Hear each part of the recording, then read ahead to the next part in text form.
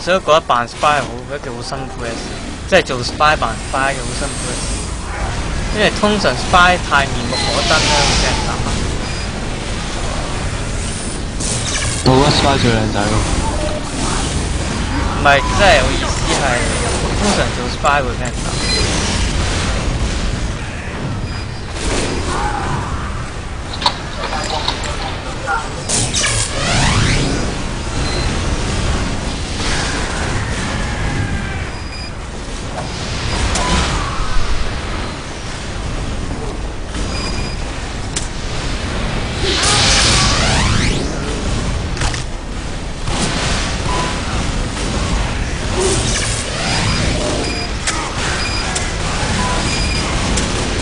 咦，你想真紅人咩 ？spy 嚟㗎嘛？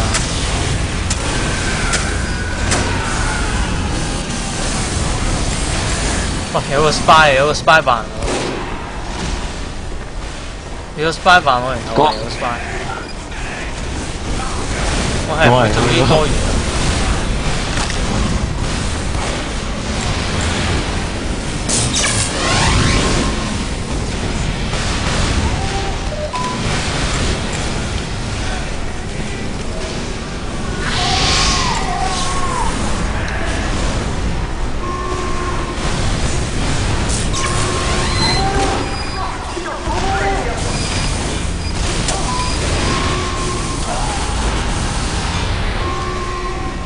我係話有 spy， 我嘅意思係有你哋嗰邊啲 spy 啊。我知啊，通常就算係我唔知喎，答你。即係你知定唔知啊？答你。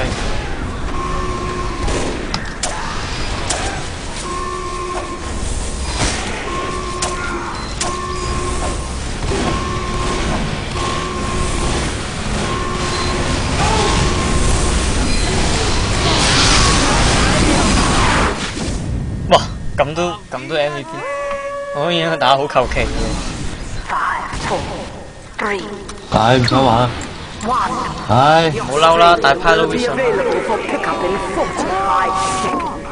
嬲啦，好開心嘅大派。咩？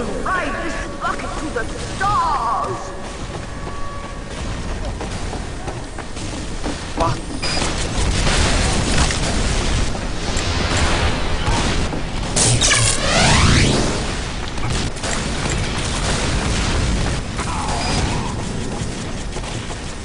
！The Australian will be available for pickup in 3, 2, 1.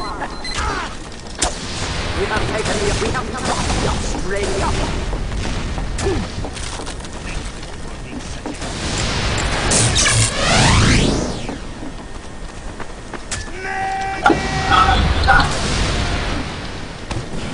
The Australian has returned to the drop site. They have the Australian.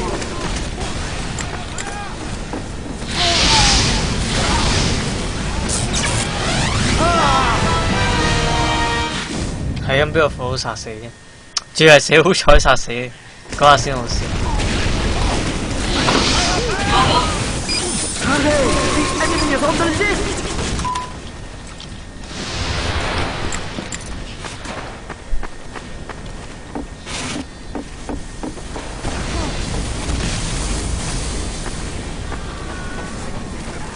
The Australian has returned to the drop site.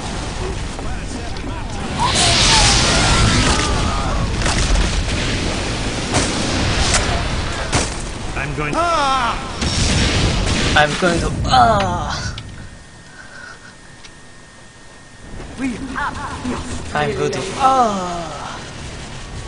做咩你喺度？冇啊，扮個 spy 啫。我着緊火，然後屋企個補給器俾人 set 咗，跟住冇辦法，我咪唯有做咁多。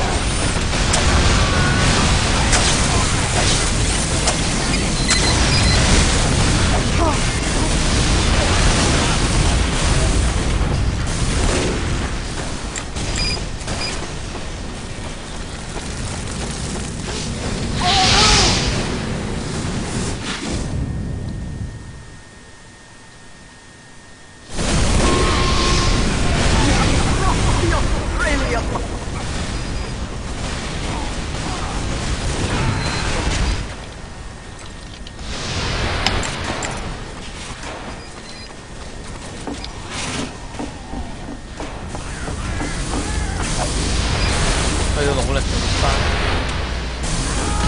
做一個失敗嘅 spy， 啊唔係，做一個成功嘅 spy。哇頂！救命啊！揾人殺死我，我唔想俾個火爐殺死我。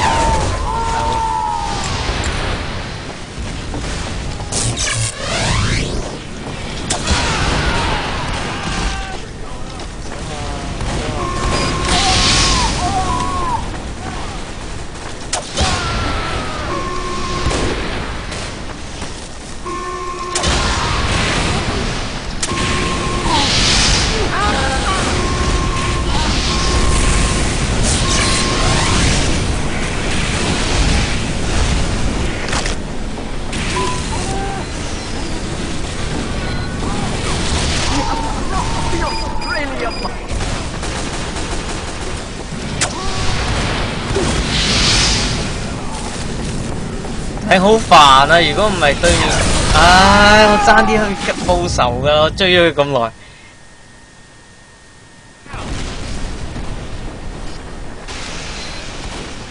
我爭啲報到仇，我爭少少報到仇。That's our spy. Stop it.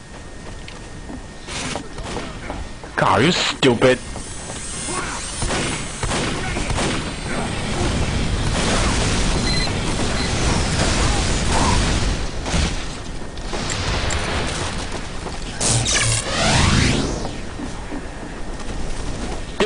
Dude, you have the Australian. Go!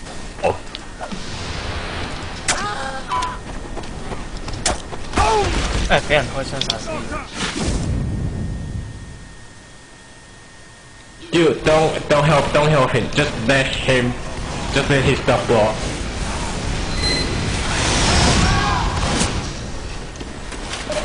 好正，我哋 engineer keep 住嗰個 Australian 連帶龜點喺度笑咗，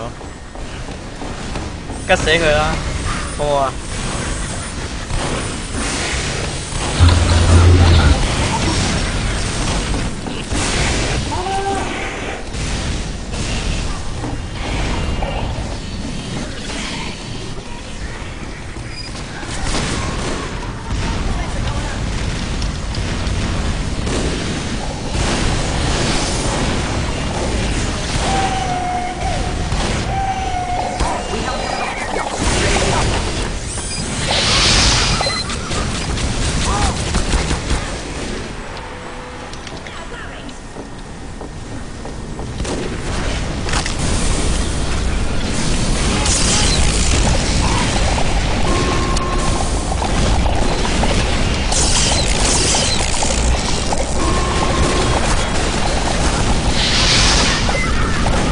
有 critical 呢嘢。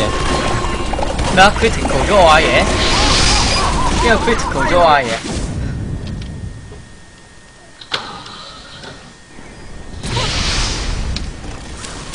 咁多個 spy 贏鬼贏馬咩？真係。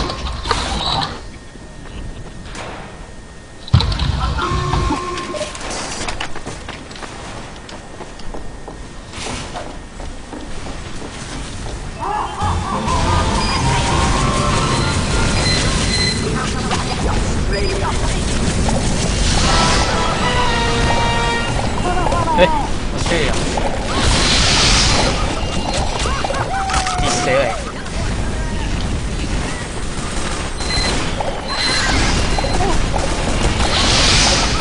過嚟啊！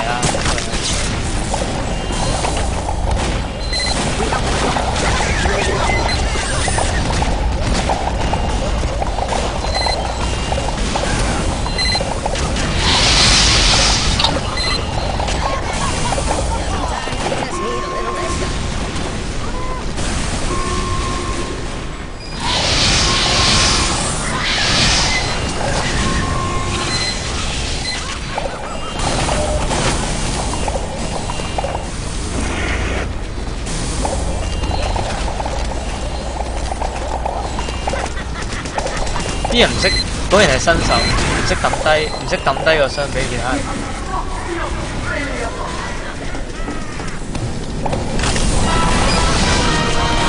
俾人 best friend 咗添。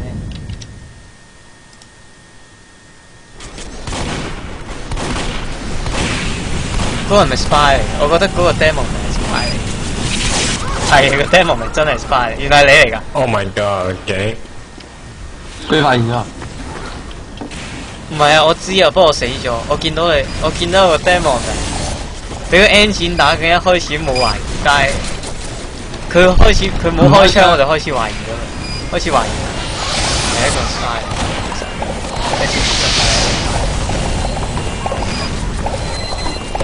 望乜？冇。你望乜撚嘢啊？咁頭。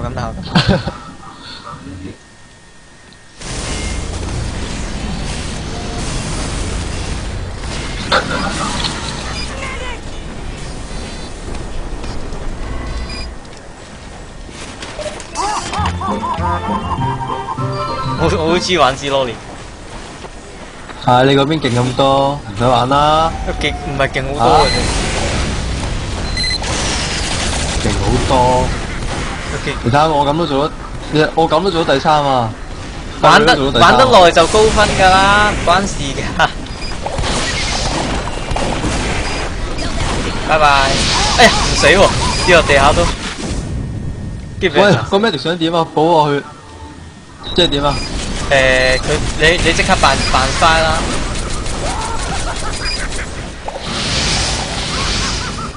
你扮 spy 咪得咯，即刻。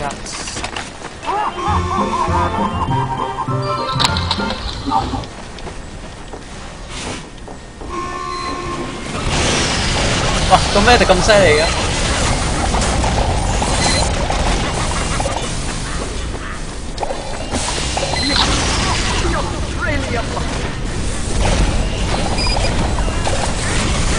如果不知道咩人歌。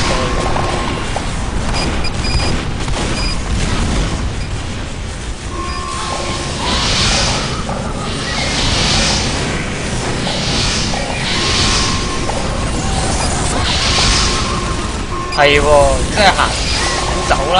頂，你係咪死痛㗎？係啊，所以咧，所以我想燒你。點乜嘢？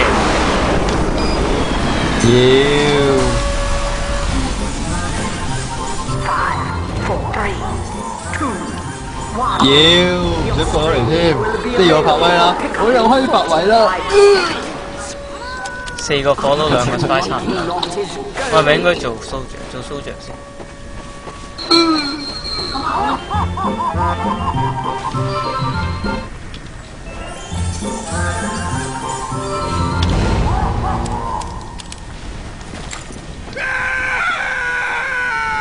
哇！咁多有 unusual 嘅人喺度，真係。The Australian will be available for pickup in 3, 2, 1.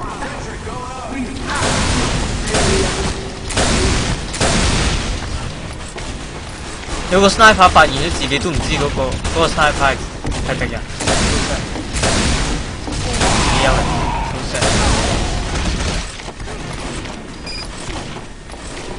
點解你會過咗對面嘅？你點過對面？我過咗一條路上去。有啲咁。當然梗係有條路上去啦。如果冇路上去，我點上去咧？數實。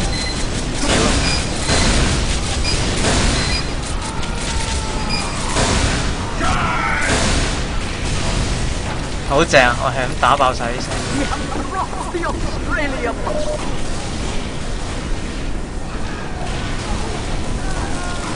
我最驚係 spy 啫。你望乜嘢啊？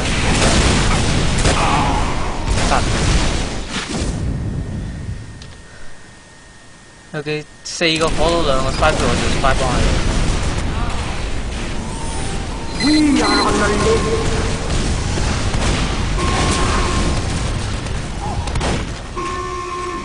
都唔使幫。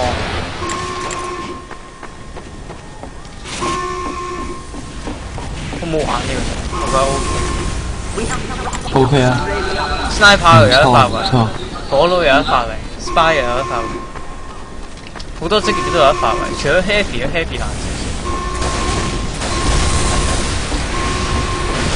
我又吉死個隱形 spy 啦，點啊 Stairs fail， 點解我咁型㗎？ Stairs fail，Me stairs fail。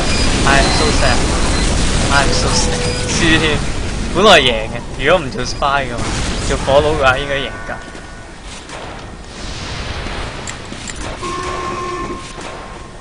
我哋咪同 team 咯，咩咪贏緊咯，team 噶嘛。咁點啊？你又輸緊，我唔知咩事，但係我哋贏緊。跌翻我咪輸咯。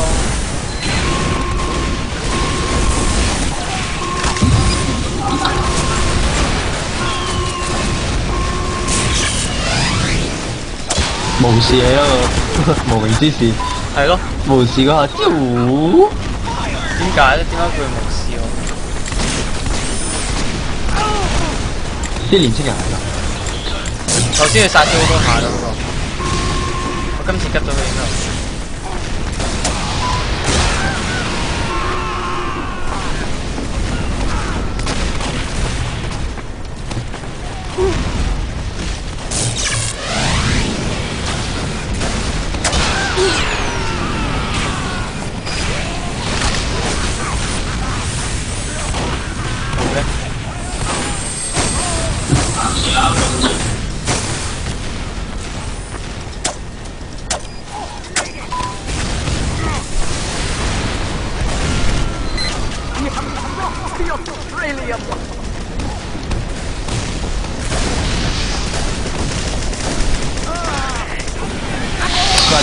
走啊！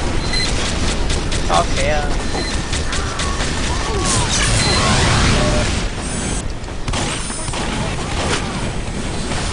都係要揀得3咯。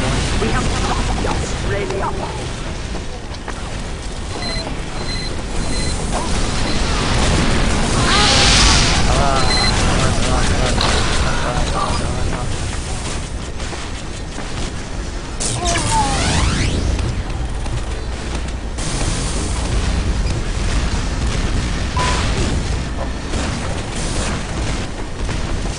哎呀，冇咗呢。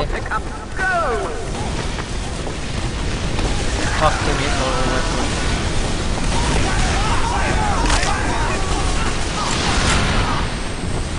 係咪你嚟㗎？係。喂，等陣先，我未變身，嚟啦！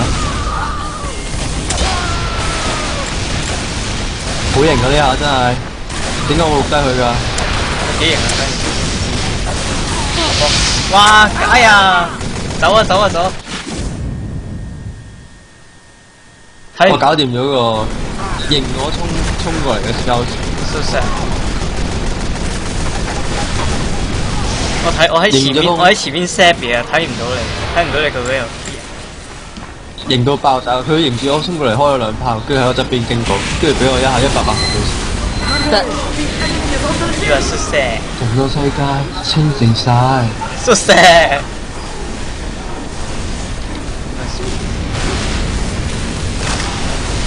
你知道我頭先嗰句嘢係引用咩㗎嘛？一齊啊！一齊現形啊！衝啊！哎呀 ，miss 咗，唔好意思。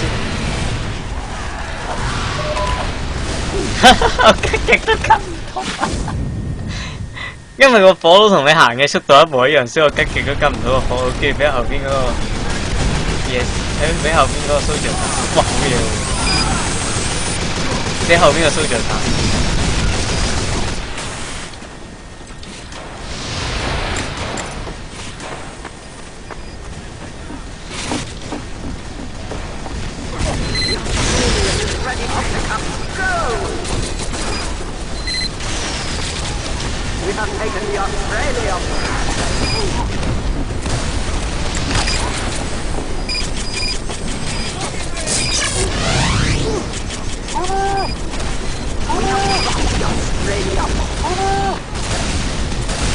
哇！救命啊！點解你會喺後邊㗎？我喺嗰度引咗你，因為我喺嗰度現嘅，我要補血啊！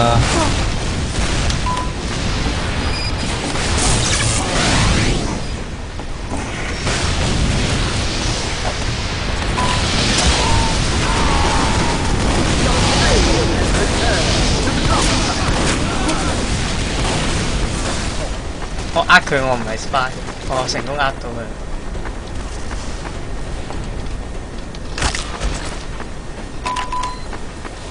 We have the Australium. 你個你望乜嘢咧？到依家都仲係錄低分，好渣喎！走啊走啊走啊走啊走啊走啊走啊走啊走啊走啊走啊走啊走啊！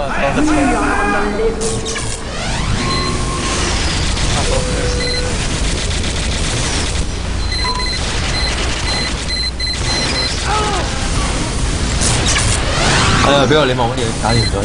哇！點解對面個 engine 係衝咗過嚟，然後殺咗兩個 spy 嘅？開外掛。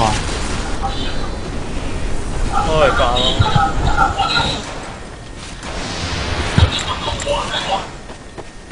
你做咩？企喺度做咩？打字。幫拖下佢就輸啦。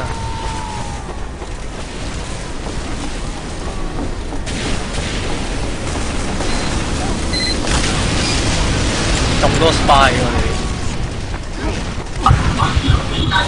幾多個？3個啫嘛。哎呀，俾佢見到，哇跑得好快 ，let's go！ 我見到好似頭先見到有4隻，哇好嘢喎！避開咗火佬喎，隻 spy， 避開咗火佬啲火開先。Yeah， 型到爆啊！真係。唉，睇唔到啊，開台啦！開台錄低佢啦，唔開台都錄低佢應該有，可以 local record 嘅你知喎，一齊跳落去嘛。好嚟。仲有叻機，搞到窒下行得。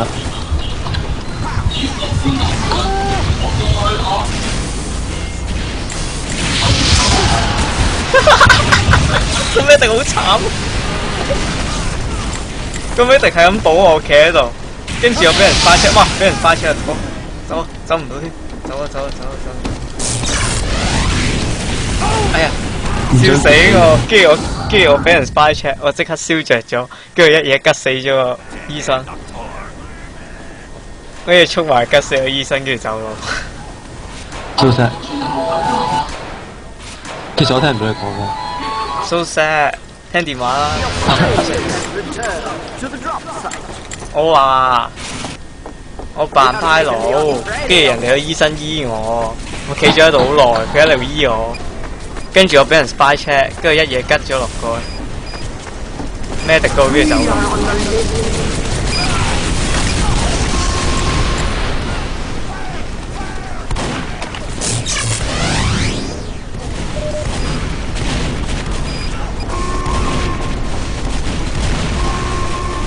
你係扮自己有位一齊落去啊！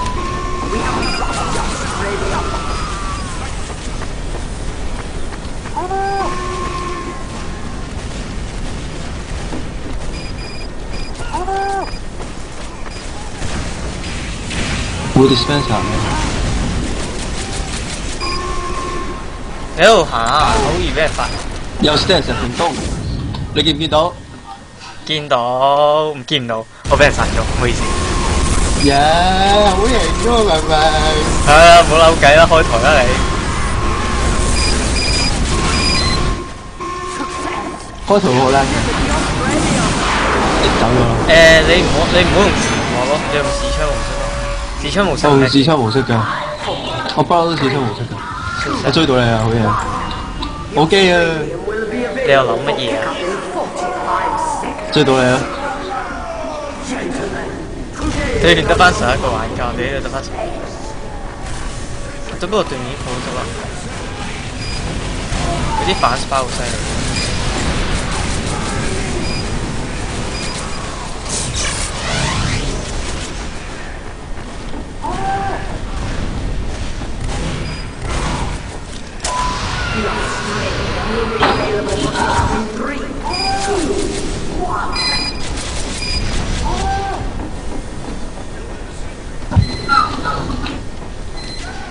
唔好走啊你！我要吉你背脊。係啊，跌咗。走啊你！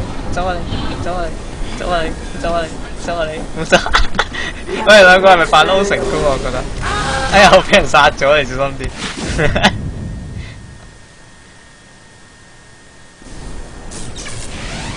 We are on the limit. 你 OK 喎。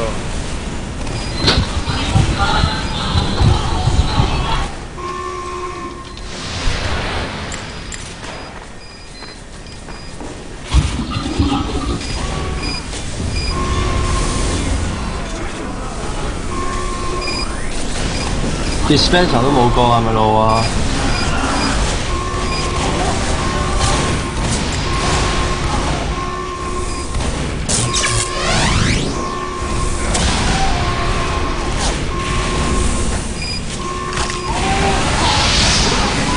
哎呀，吉佢唔死。早知我就唔嗌咩敵啦，直接吉落去啦，咁就吉得死。So sad， 俾你吉死咗啦。哎呀，我哋打對。我哋鬥快啦！等我用 iPhone 對付你。啊，唔係嚟啦！嚟啦！我呃你，我做咗火佬。好多金珠，好多金珠。我做咗火佬。你想嚇我啊？難啲咯。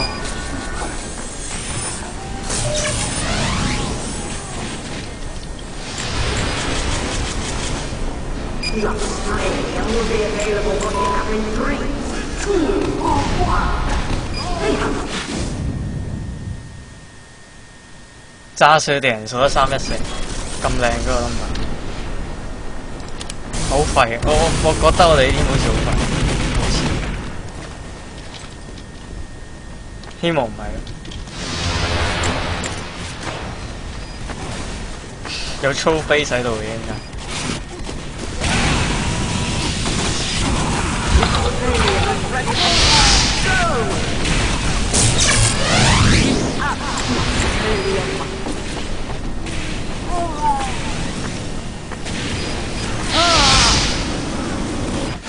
你係咪想過嚟吉我？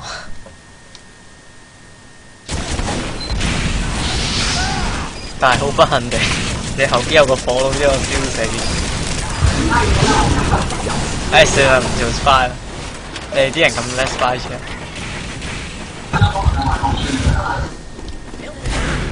我真係覺得你係想過嚟吉我，我係咪？我都唔知你喺邊。So sad。喂，輸喎，輸到嚴重喎，而家。個 I spy check 過你嗰度。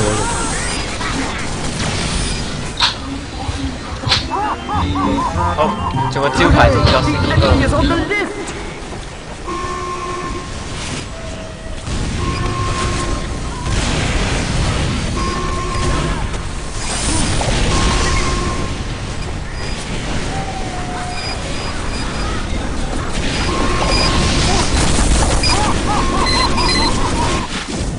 我唔得喎，唔夠打喎，冇人做 spy 的喎。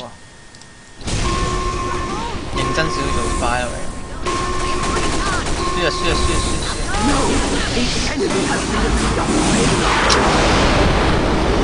咁高。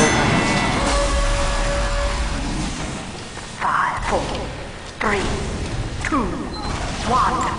The Australian will be available for pickup in 45 seconds.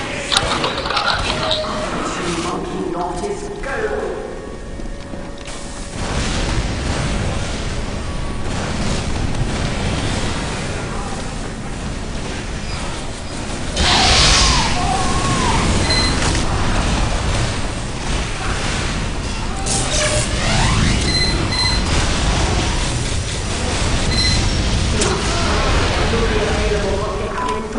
Cắt lên một xí đi.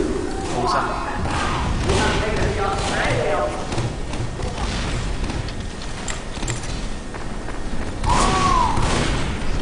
咦，你嚟嘅喎，我覺得嗰個派佬。咁你咪試下 try。嗰啲玩具好中意寫 try 啲。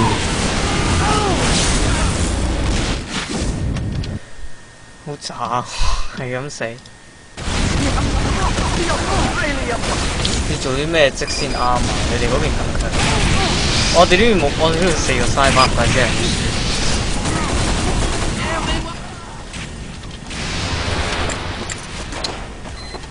嚇死晒喎！你哋嗰邊嗰啲兵種點贏先？走啊！乜得一秒嘅？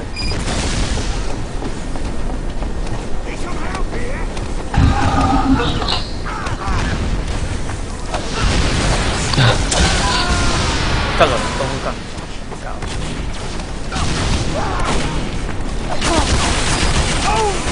好彩啫！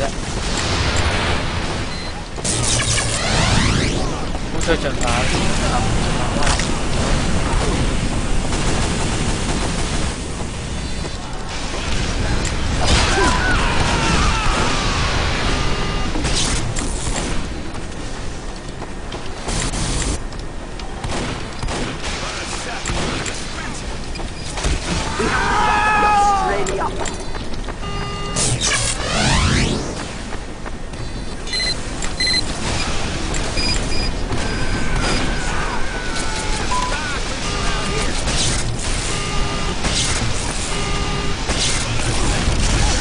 走啦 ，set 埋一步。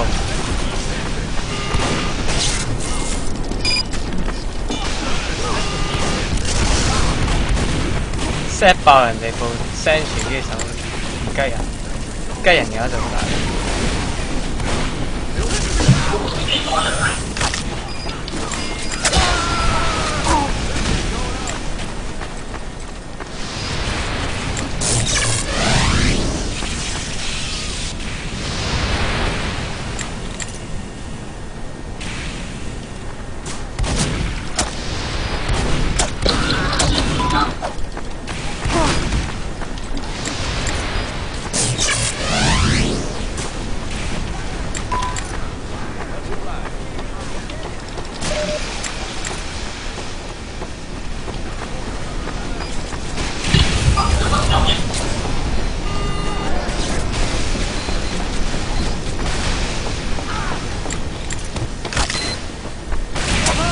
哎呀！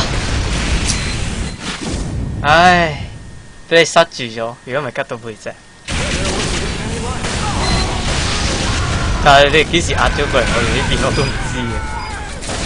我喺你哋領土好開心咁樣 set 緊人同吉緊人嘅時候，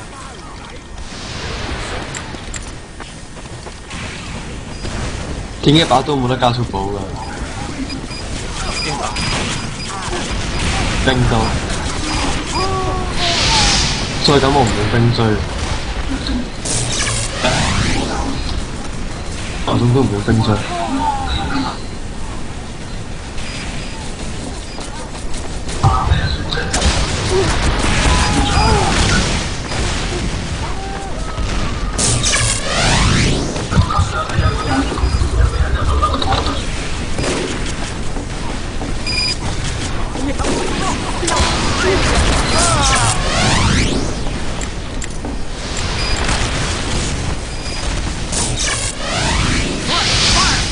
哇！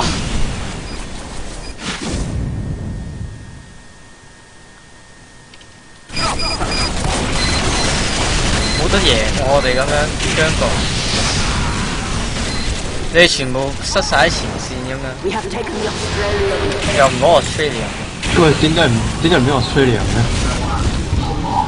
咩唔俾我？明明咁大優勢，冇人攞咯。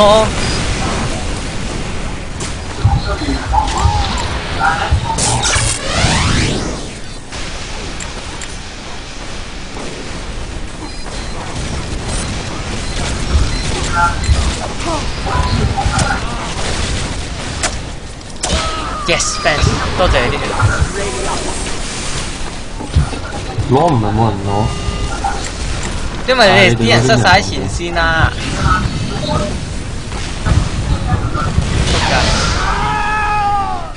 我呢度做 spy 嘅，乜都做唔到。你咪講要啲 I could 咯，要啲上咗 BBC 頭版。做咩？你殺咗好多人？你做咩 ？so sad， 你扮冇嘢。我喺入邊 set 嘢。哦。跟住啲人未理我，咪喺度唱歌咯。理我先走咯。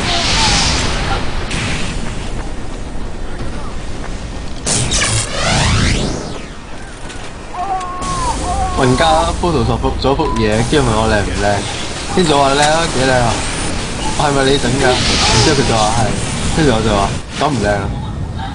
咁衰嘅，我 set 爆晒。Boy boy，哎呀 fail， you totally failed。The Australian has returned to the drop site.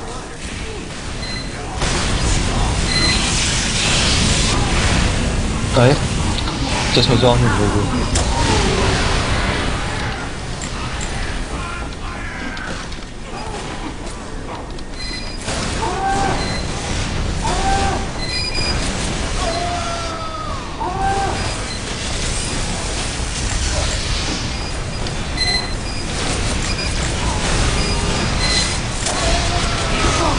哎呀，我哋兩個最高 set 分唔切添，唔緊要 set 爆咗個聲。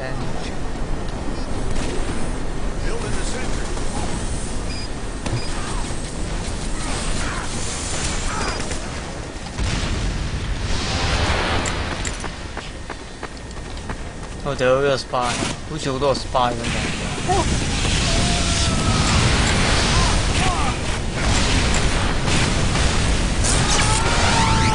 好大個 好大 engine spy。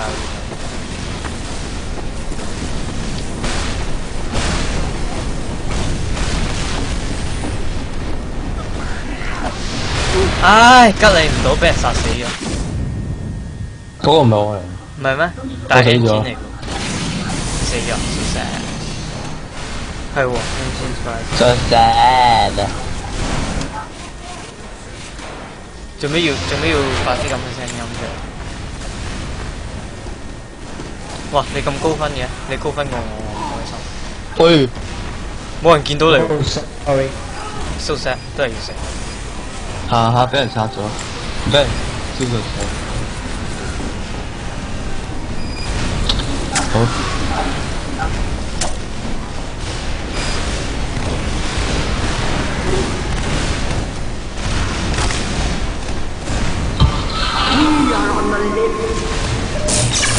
喂，點解你哋贏緊嘅？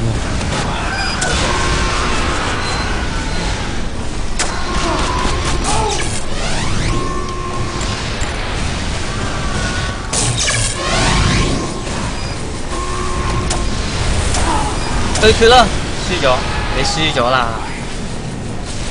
超。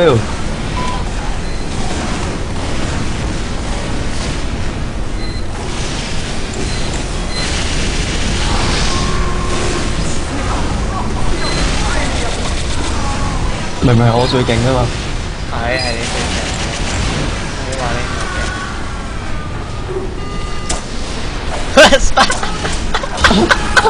4個 spy 互片喺度，笑死，笑死我！4個 spy 喺度互片，跟住我哋兩個都輸咗。你哋輸咗啦，你嗰邊嗰兩個輸咗。燒咗。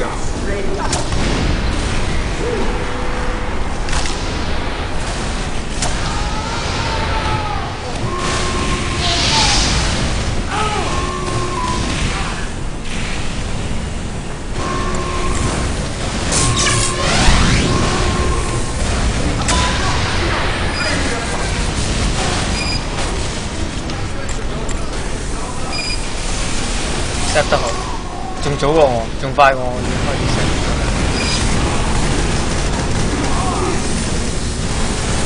哇！點解你俾人打死咗嘅？我都估唔到喂。做乜保我俾人傻㗎？突然間超多 spy 咯，我呢邊。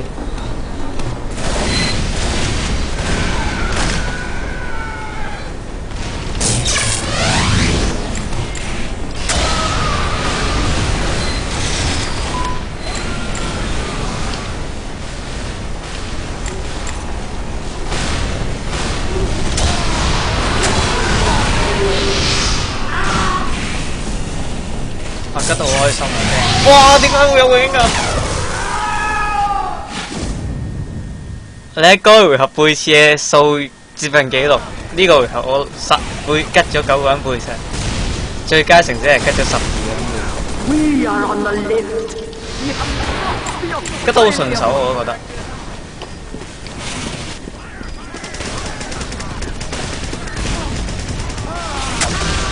扮嘢啦！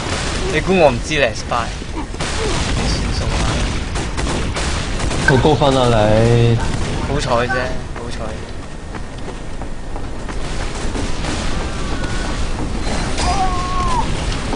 做扮 engine 嘅。Hi， 你後邊啊？ We have lost the 我後邊 Australia. 我喺屋企喎。係咩？咁我吉咗你。我都話我呢度有1、2、3個 spy， 頭先有6個 spy。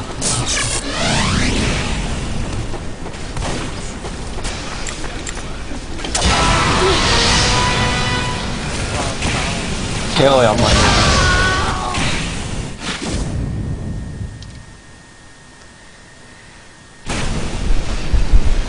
The Australian has returned to the drop site. So sad， 喺人哋面前變咗型。哇！個火都睇唔到，好彩個 spy。We have the Australian. 走啊！死啦！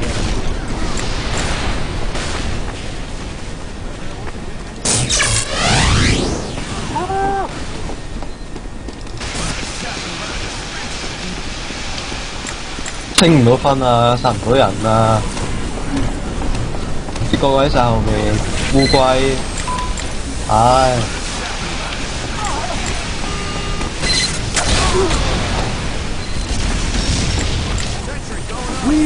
啲人真係新手嚟嘅喎，見到有人 set 佢嗰啲 sentry 都冇人理嘅。我 set 咗勁多，哇！我破壞咗45嚿嘢已經，好開心。 Australia is ready for pickup. Go!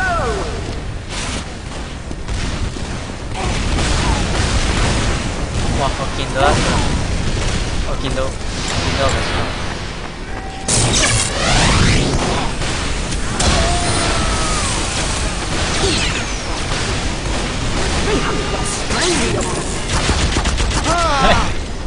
我換唔翻添，我應該撳數字掣。一係換唔到把刀，一係就換唔到個 set 牌。我想換 set 牌嘅時候有一把槍，想換刀仔嘅時候就換咗個變身器出嚟，蘇生。 Australia is ready for pickup. Go! We have the Australian. 唉，失敗。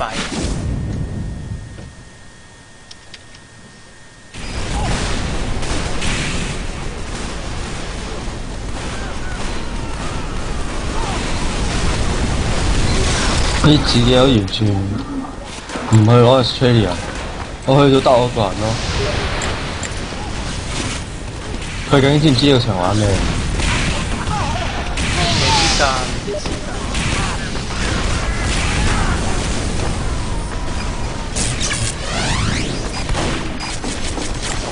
幾型啫！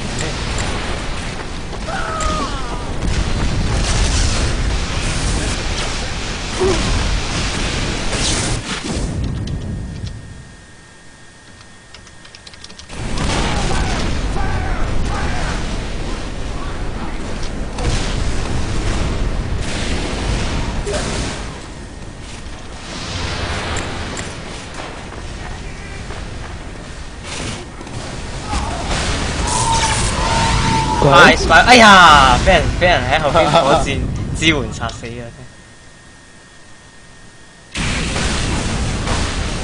我知道啲人行翻呢條路翻轉頭嘅多數係唔得嘅，但係我又唔小心開咗死送喎。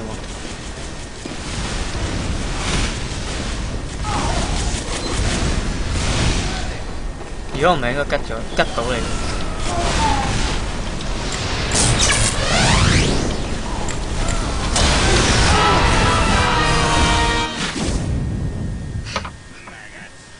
應該 set 咗啲嘢，應該 set 啲聲傳，上面啲聲傳好麻煩。哇！好重啊，個人。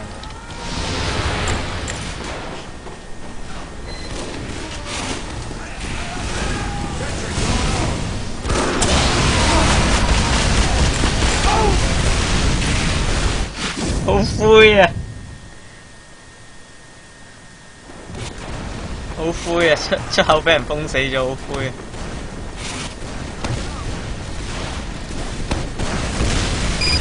哇！好大個 spy，見住你俾人殺。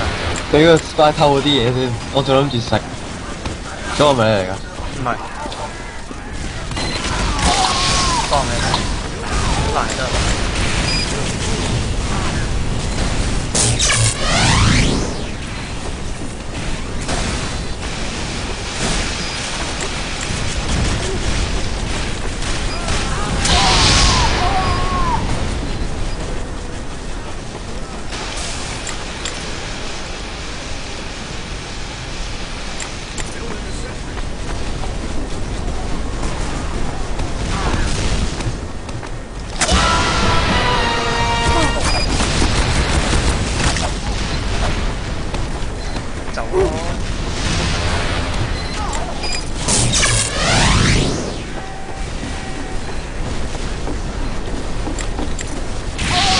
攞條毛巾俾我咁樣。哇！好彩亂吉都吉死咗個火佬，如果唔係死咗啦。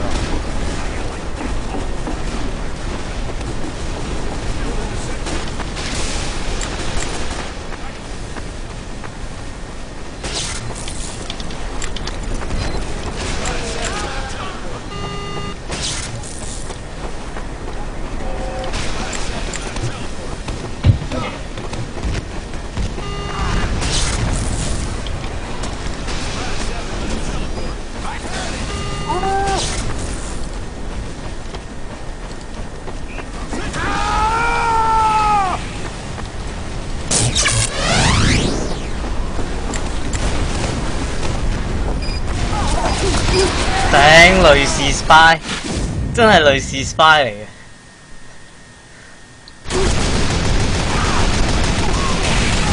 哇！點解又俾你攻咗過嚟嘅？唔怪之得你哋基地人兵咁單薄，不如攻晒過嚟我哋呢邊。真係黐線，又唔拎核彈。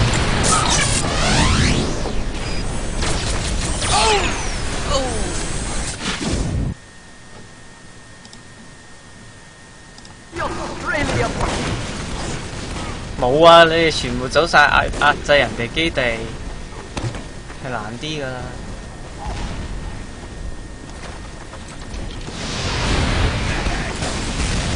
我突然間諗到啲好好玩嘅。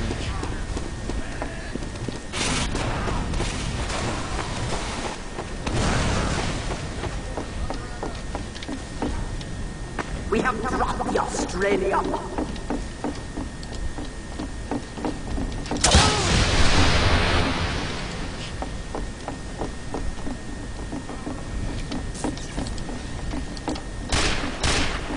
咩話？我單挑。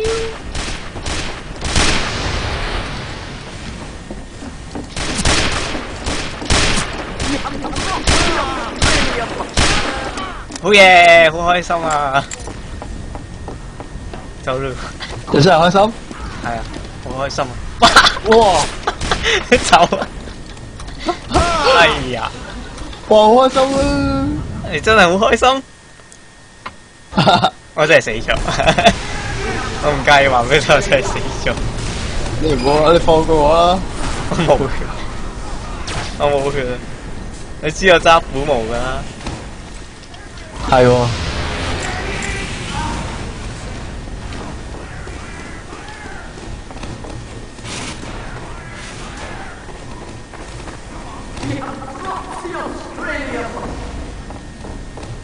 做咩喺望後邊啫？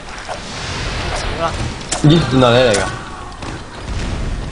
我仲以為嗰個真係 power 嚟啊！我仲喺度諗點解佢唔打我嘅咧？笑咗。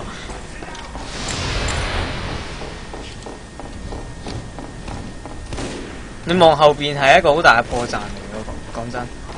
The Australia, they have the Australia.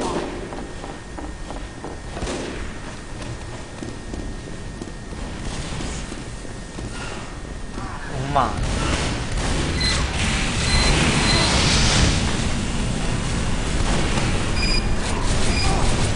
喂，點解我自己有咩敵人嘅 part？因為我嚟嘅喎，其實我追咗你好耐，追極都追唔到。咁邊個燒我？唔係我嚟。你咁快 return 嘅？唔係我嚟，好快嘅咋呢啲，唔關我事。我追咗你好耐，我追咗你勁。我知道，但我追你唔到。我知道你追我，所以我咪唔望後面咯，直衝。We on the lift。又有人 at 我嘅，唔係呢啲時間。哇！咁多人掛機嘅屋企。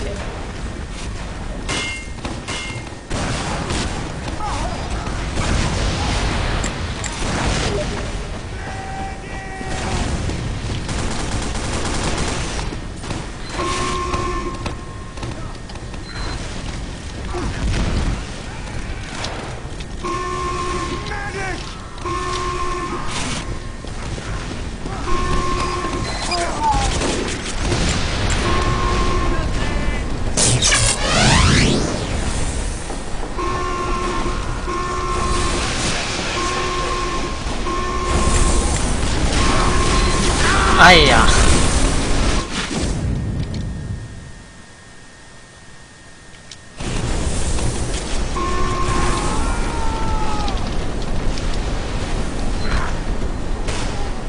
咦？作為一個 spy 咁勇敢，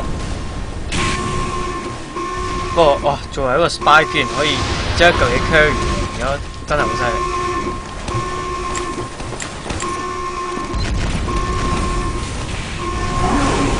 原來要擠入去嘅，我企喺度。係啊，要擠入。我想諗呢一仲未得嘅咧，跟住見佢打開咗個蓋，啊，應該擠入去。有成就拎。有啊。喺敵人開咗最頂嗰個火箭窿之後，然後將自己嘅 Australia 打入去就會攞到佢，即係大逆轉咯。但明明係我開嘅喎，Australia。係你開。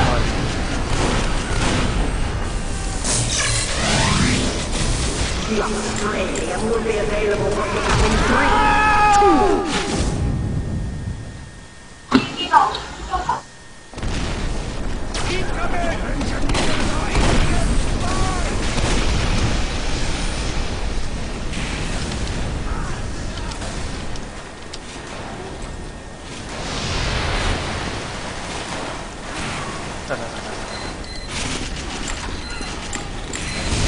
唔夠打我哋呢邊，好明顯地，得我係咁喺度吉人。你勁咯！唔係啊，真係做唔到 team 嘅。Solo Fortress。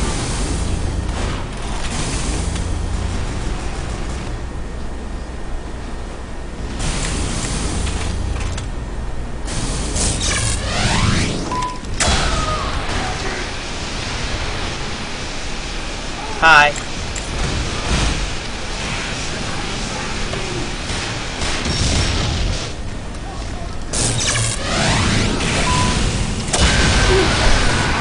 哇！好彩啫，成功救命。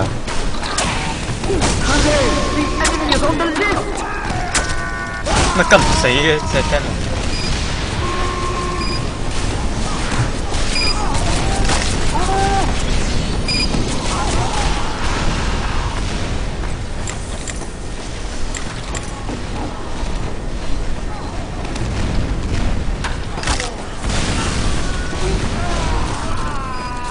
哇！你俾人哇咁犀利呢個無名神，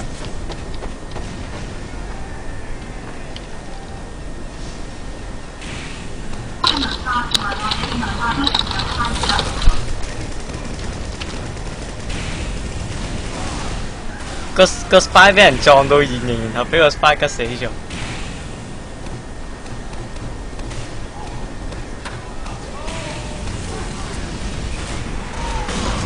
冇人上嚟嘅點解？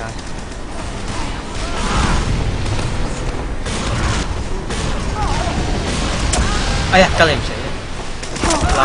哎呀，俾人殺死咗，嬲！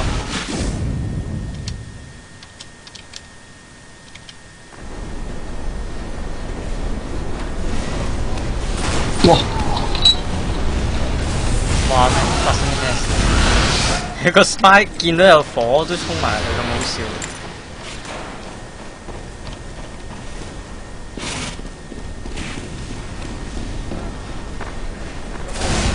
The Australian has returned to the drop site.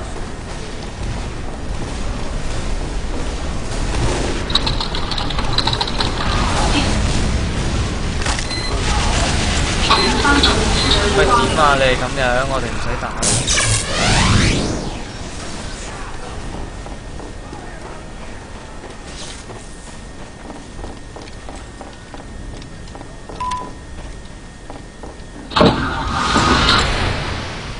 We are on the lift.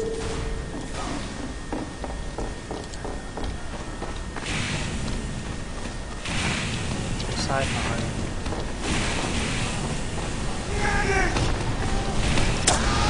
頂！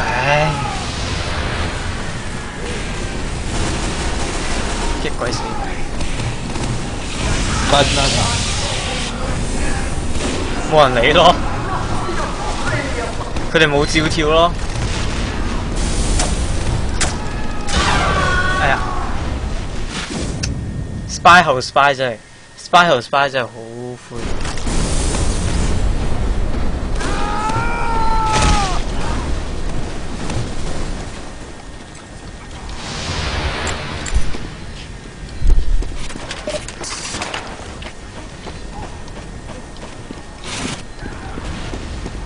We have to rock the Australia.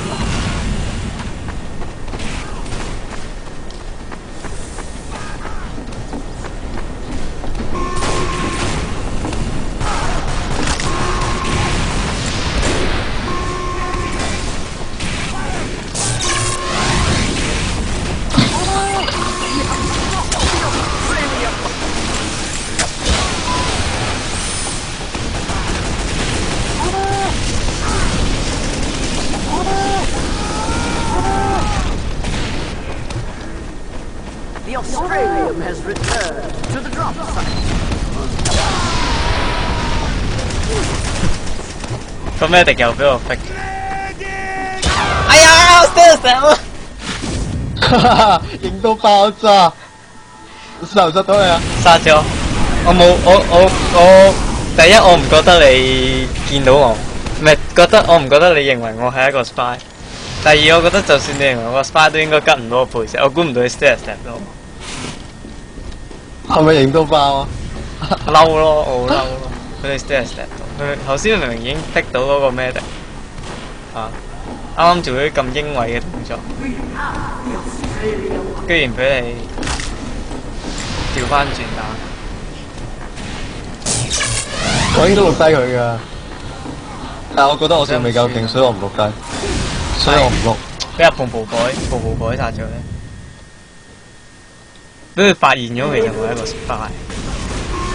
明白都好似㗎啦，明白都好似㗎啦。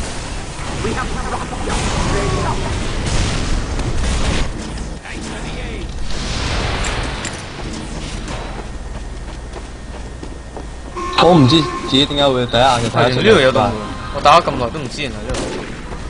邊度啊？出 Australia 轉左有一道門，我唔知嗰度。帶我去睇下。點帶啊？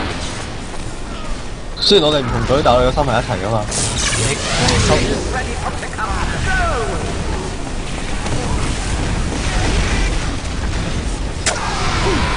我行咗去 Australia 嗰度。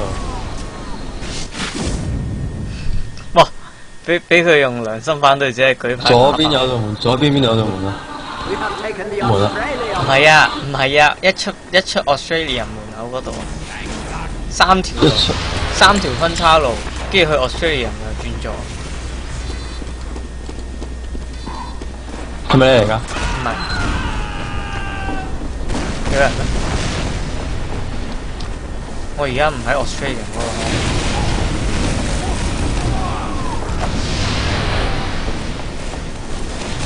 你咧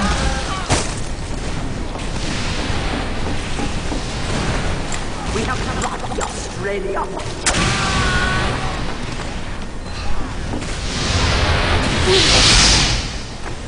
走啦走啦走啦走啦！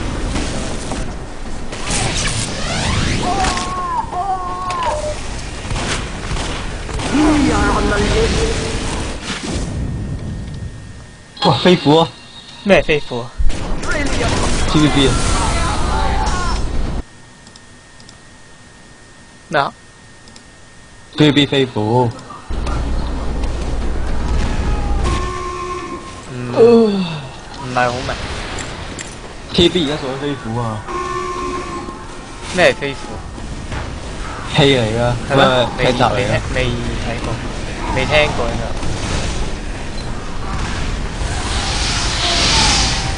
係點解要燒着我？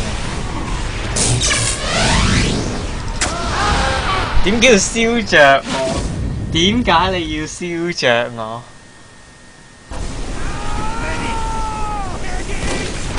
喂，龍生做乜過咗嚟？好渣龍生。唔係啊，龍心步步火頭先殺咗我。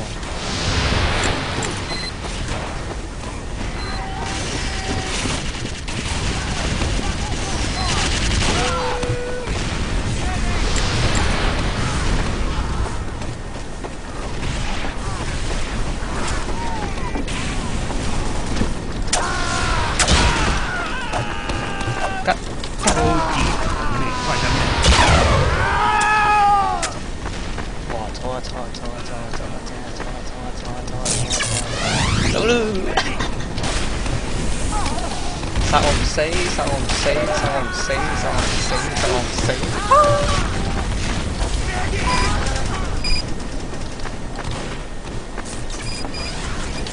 哇！你仲追住我，你真係好麻煩，你真係好麻煩嘅人嚟。我真係估你唔到，你仲追緊我咯。誒，跟唔醒。我點知先見到你？跟背脊，跟背脊，跟唔醒。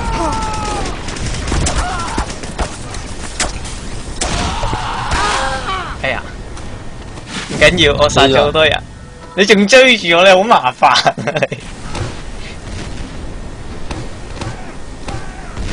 係都要追住我，係咪真係咁想吉死我真係？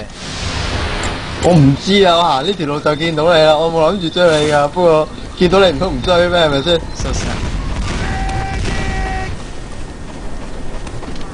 ？So sad， 真係笑死人。你開緊台？不一直開緊。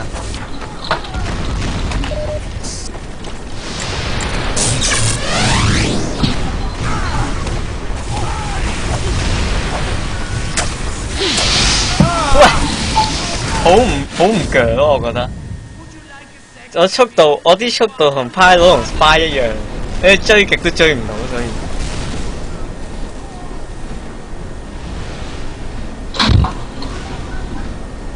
你係行 shortcut 就追到喎，你要學識行 shortcut。直路點樣？直路點樣有 shortcut 啊，大佬？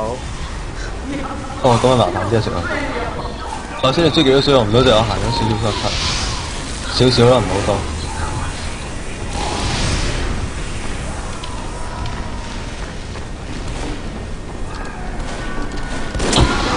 剩位嘅時間，好啦，我扮死。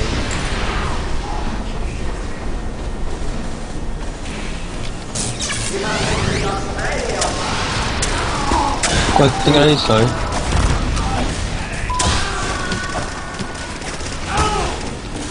？Nice， 咁咩力真係好慘。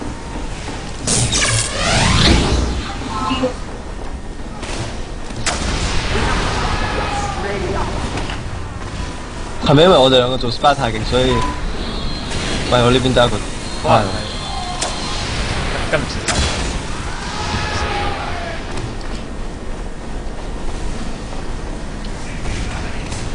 究竟係 SPA？哎呀，我做乜執起咗個箧啊？點解個箧會喺度㗎？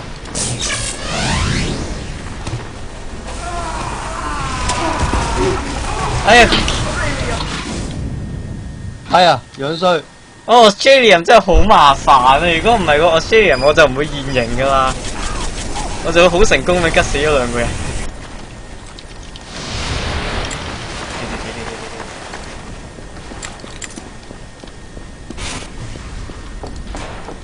The Australium is ready for pickup. Go! Alert! The enemy has taken the Australium. 好波。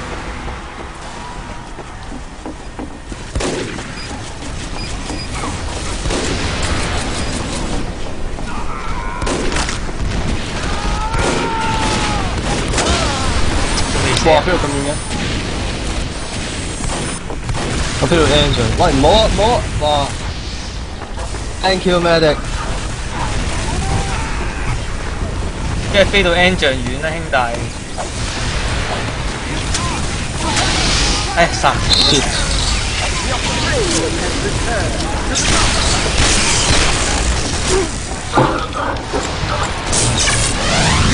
俾你哋翻船。翻咗屋企落飛，又俾我吉背石，一出嚟俾我吉背石。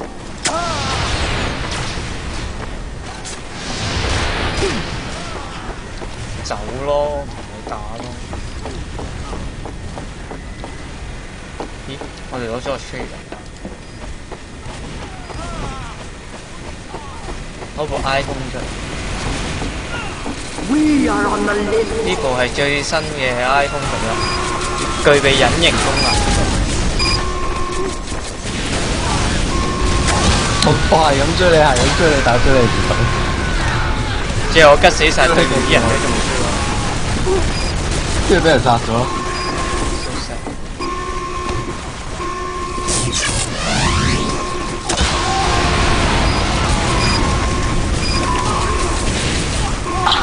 我哋嘅決鬥係你贏咗啦！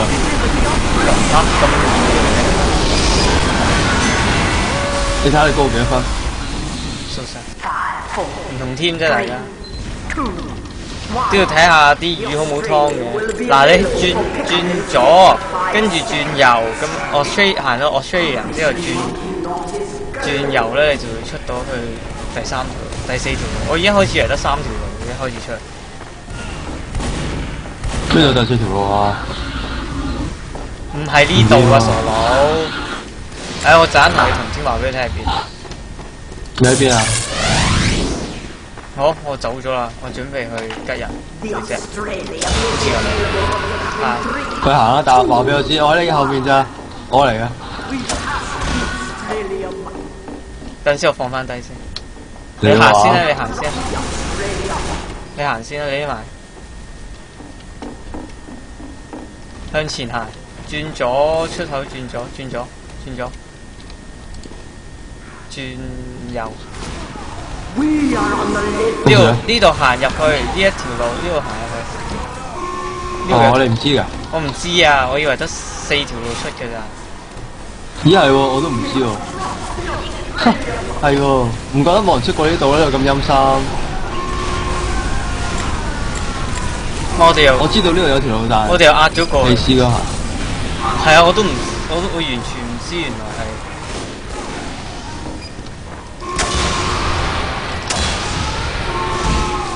哎呀，我以為呢個敵人嚟嘅，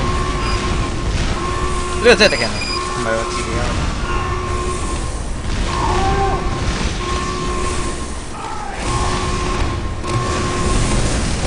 啲人聽到2年聲都唔靚。轉把我都係放1、2、2。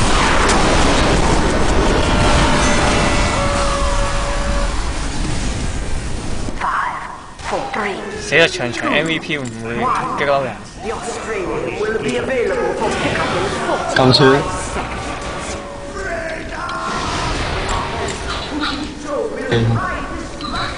唔係多人多水多魚嚟俾我咬，都要多得啲隊友犀利先得嘅。嗱而家你壓翻過嚟。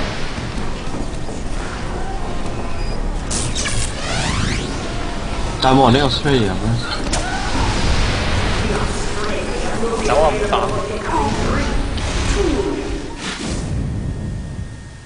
Scramble 咗 ，Team Scramble 咗，而家要調翻轉。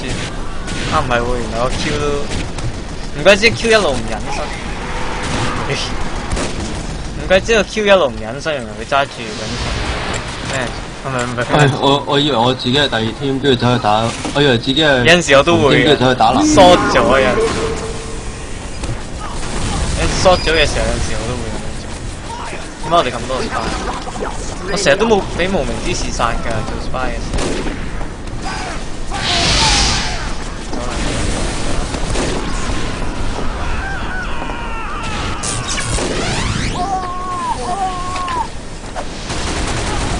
Just lay your weapons down and walk away.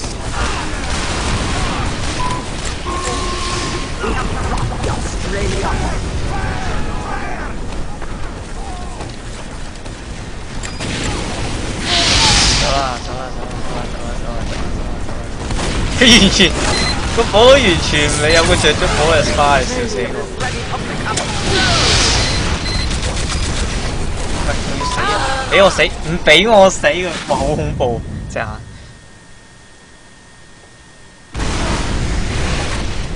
啊，幾時我哋可以兩個可以再做同一 team 啊？我想合作啊！合作兩個一齊做 spy 成嘅事實。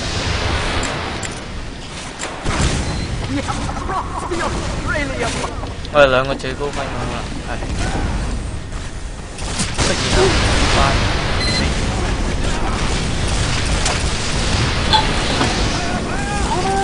咁多 spy 嘅。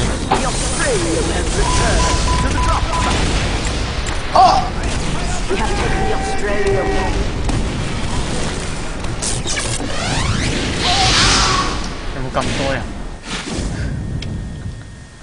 佢有幾個 spy？ 1、2、3個。我都係同你差唔多。同台。有冇咁多 spy 嗰度？但原來只係同台出場，而唔係真係好多個。唔係好成日都出現咯，成日都喺眼前出現嗰啲時間。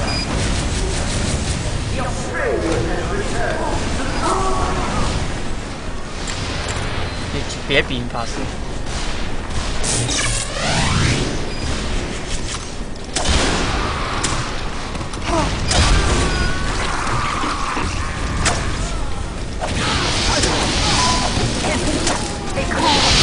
哎呀，跟唔死，貓屎失靈。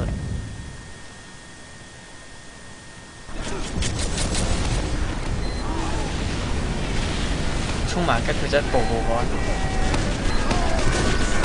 吉佢啦！等。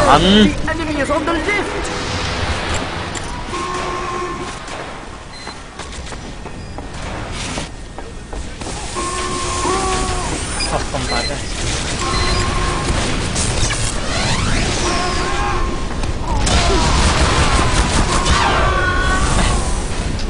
呢個 spy 快啲啊個蓋，開咁耐㗎個蓋。我哋啲人龜喺屋企唔信。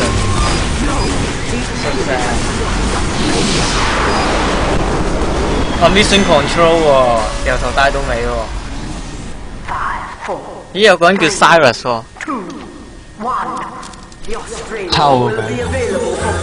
好啦，係時候 spy。而家連算 spy 好好。你講火佬，咁我大鑊啦。少少啦，我未必會撞到你嘅，大家可能就好似五公子做 spy 一樣。哇，爭好遠喎，啲水平。五公子真係好勁。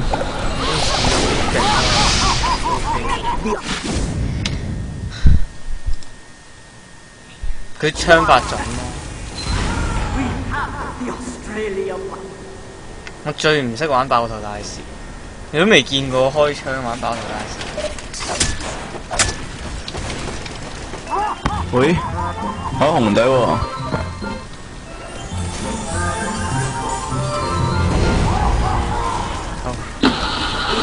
做個例牌動作，然後食佢。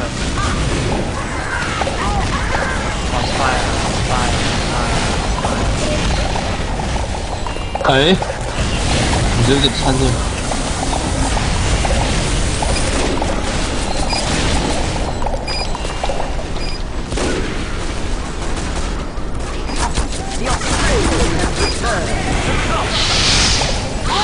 好麻煩啊！啲 spy 唔 set 嗰啲 sentry。我點解我哋有4？通常有4個 sniper 都會輸。The Australian.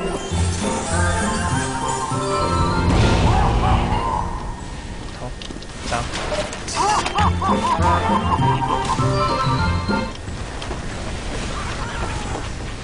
哇！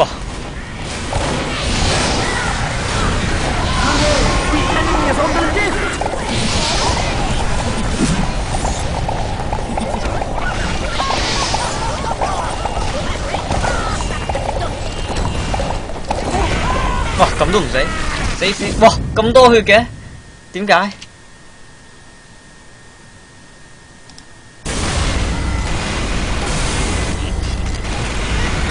步步改真係冇得喎！我見到你。I see you。走啊！知你唔係。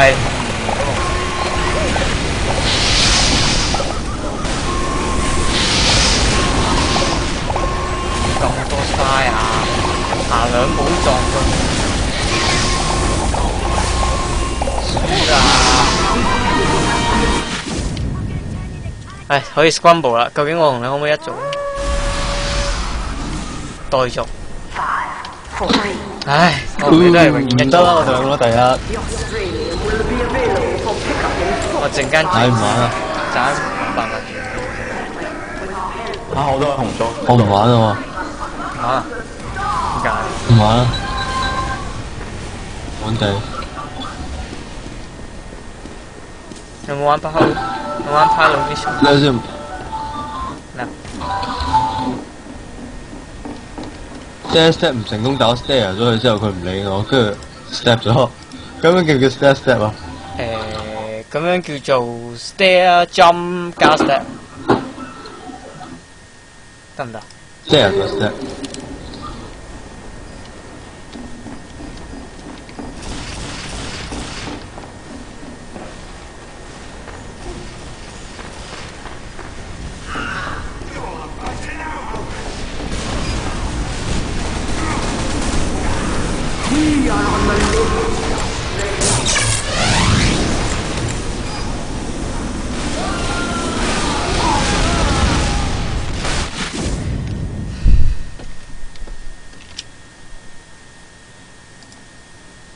哇！佢有2個 offer， 我都唔知添。哇！11點半㗎，我都唔知添。你打機打到懵咗嘅。8點幾9點啊？唔係喎，係咯，8點幾9點開台，咪打咗2隻 game 其實都正常。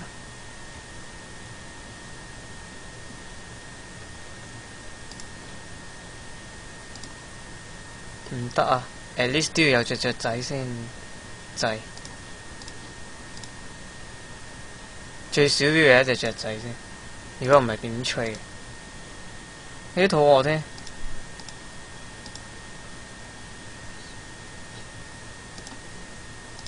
好。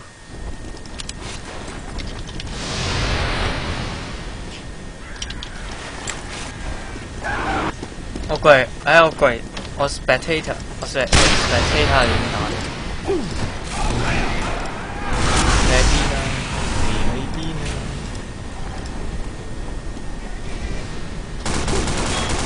俾人發現咗，so sad。They have the Australian. 都唔係好大，so sad。俾人發現咗。你想睇我點拎200幾分啊？200幾分啲打得耐係有㗎啦。我想睇下你嘅打法同我嘅打法唔得。不過有一樣嘢要睇。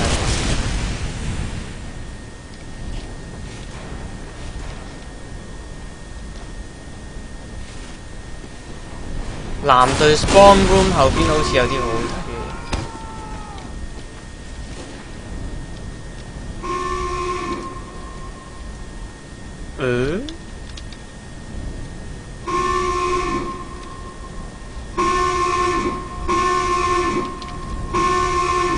其實我燒咗一下之後唔好喎。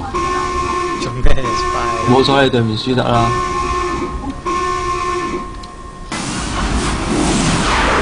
哇！乜事啊？原來會咁㗎？會啊！你俾人吹走咗。我俾人吹死咗。4個 spy，what the hell？ will be available for pickup in 45 seconds. In 45 seconds。And today we make 做咩個 spy 牛面？有啲咩睇？喂，唔好行咁快啊！咩嚟㗎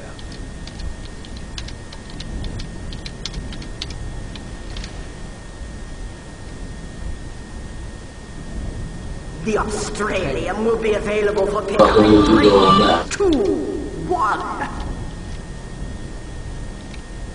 真係好真係㗎，唔該。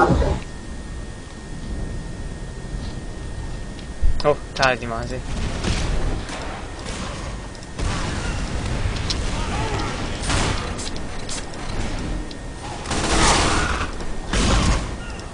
你用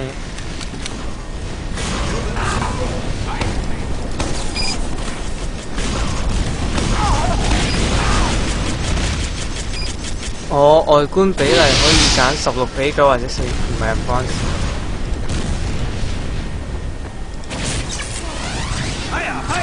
又俾人燒啦！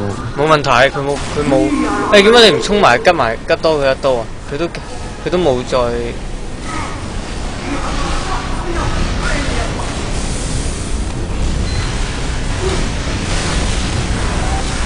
係啊，好痛啊！做咩企喺度？我唔係好明點解要企。點解會補血嘅？費事佢。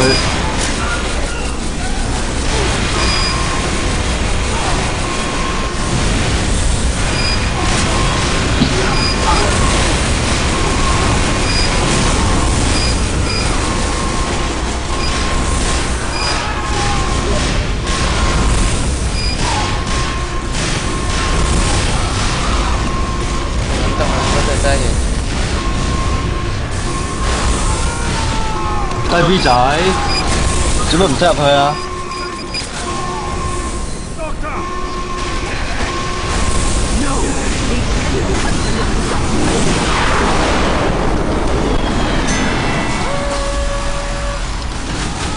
？5, 4, 3, 2, 1. The Australian will be available for pickup in 45 seconds. Gentlemen, with our help, Kupicho will ride this rocket to the stars! 打我啦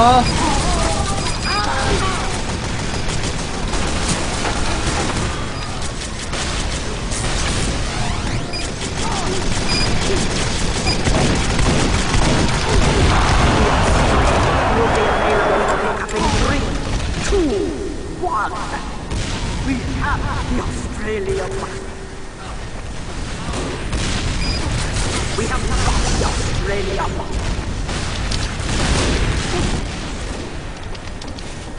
係冇費到唔值得你睇啊！唔係我加力㗎。一定有費到唔值得你睇。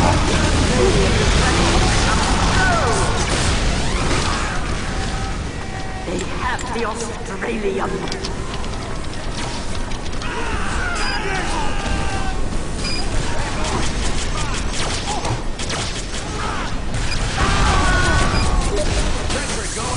Hurry! The enemy is on the list!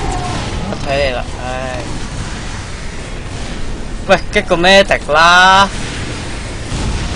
我完全唔明點解你，唉，你智障把你。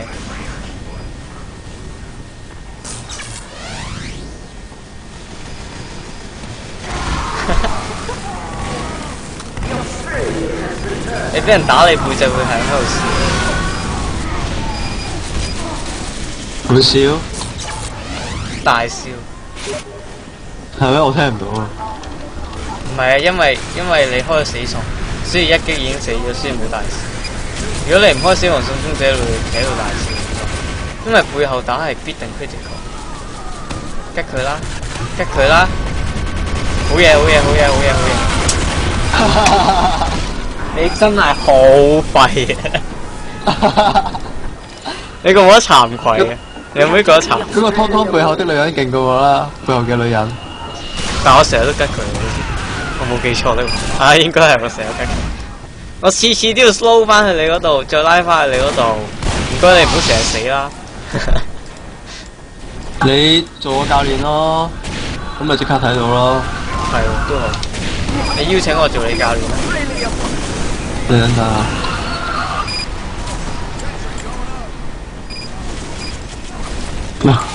是否去熱門啊？你即走啊！你走嘅話先。即刻撳！是服嘢熱門啊！係算啦，你自己入嚟啦。點樣自己入嚟啊？我走咗出去，撳咗10幾20次先嚟，逼我走咗出去，然後自己唔理我。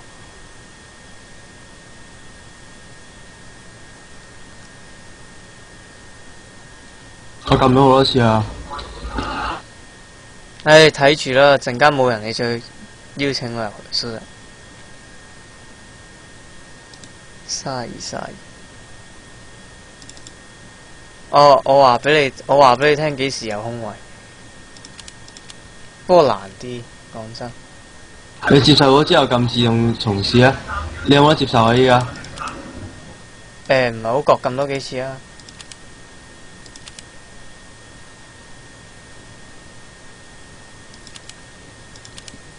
啊，可以等陣先啊！我記得有個方法嘅。你接受咗之後自動從事啊，跟住就會咩噶啦？冇喎，我睇唔到有咩喎。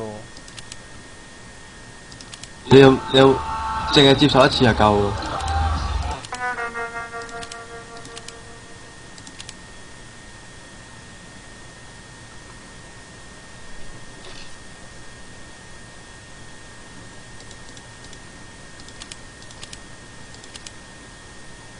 咪你再嚟多幾次啊！唔該。我唔可以，我好似唔可以。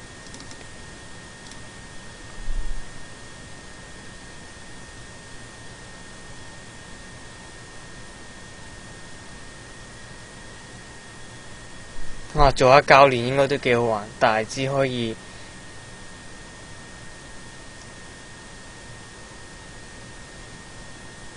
你見到有人嘅時候再邀請我，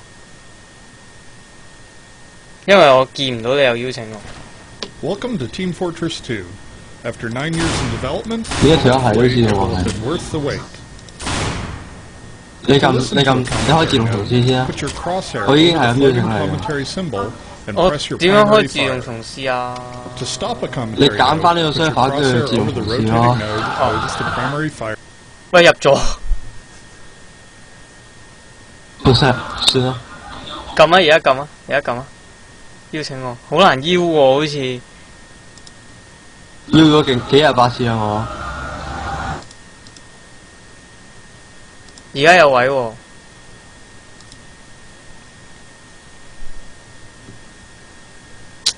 做唔到教練。哇！唉，我睇住說明嗰個乜鬼。No， 取消。佢動完咩？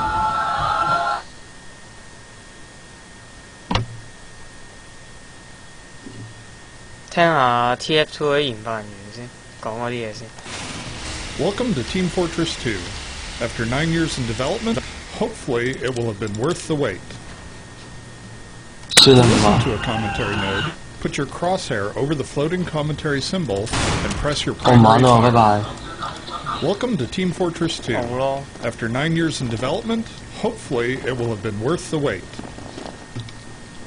To listen to a commentary node, put your crosshair over the floating commentary symbol and press your primary fire. To stop a commentary node, put your crosshair over the Only rotating die. node and press the primary fire again. Some commentary nodes may take control of the game in order to show something to you. In these cases, simply press your primary fire again 我 to 最 stop 喜 the 歡嘅丁種 commentary. 係揀。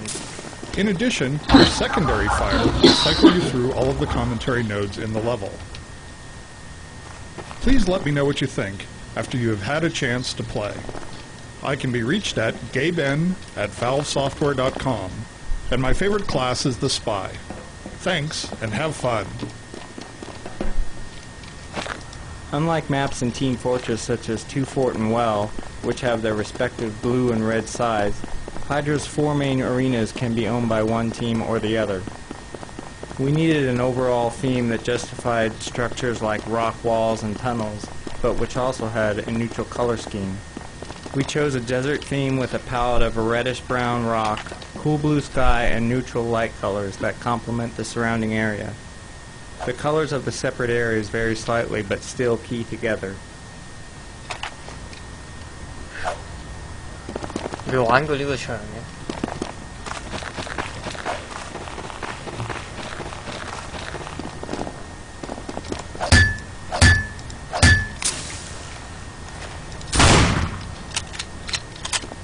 In our early discussions of rendering styles for the characters, we decided we wanted them to have a look that was illustrative or stylized, without going to the extremes of most toon shaders.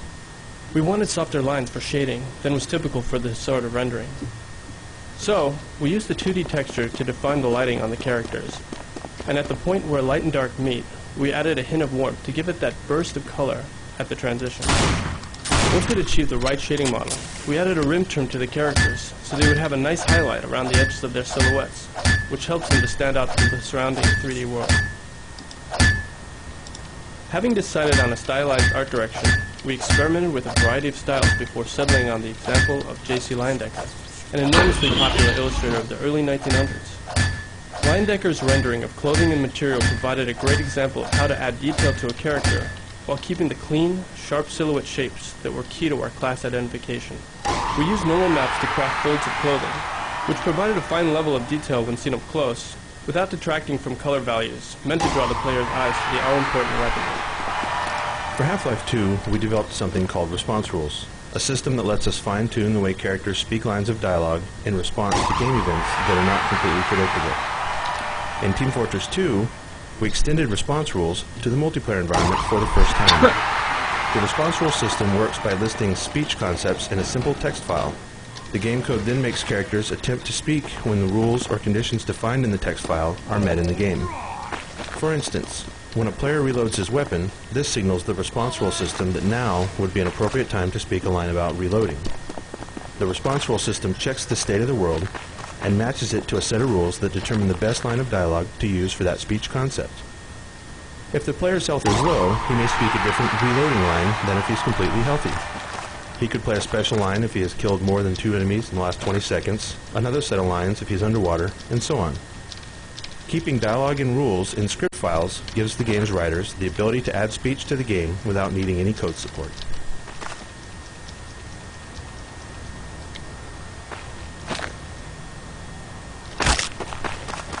The Pyro is designed to be the best short-range combat class, aimed at encouraging players to adopt an ambush style of play. To achieve this, we made the Pyro vulnerable in the open, which forces players to seek out enclosed areas and doorways. To add to the Pyro's short-range lethality, we made the flamethrower effects visually noisy, which helps disorient opponents long enough for the flames to finish them off. 唔大。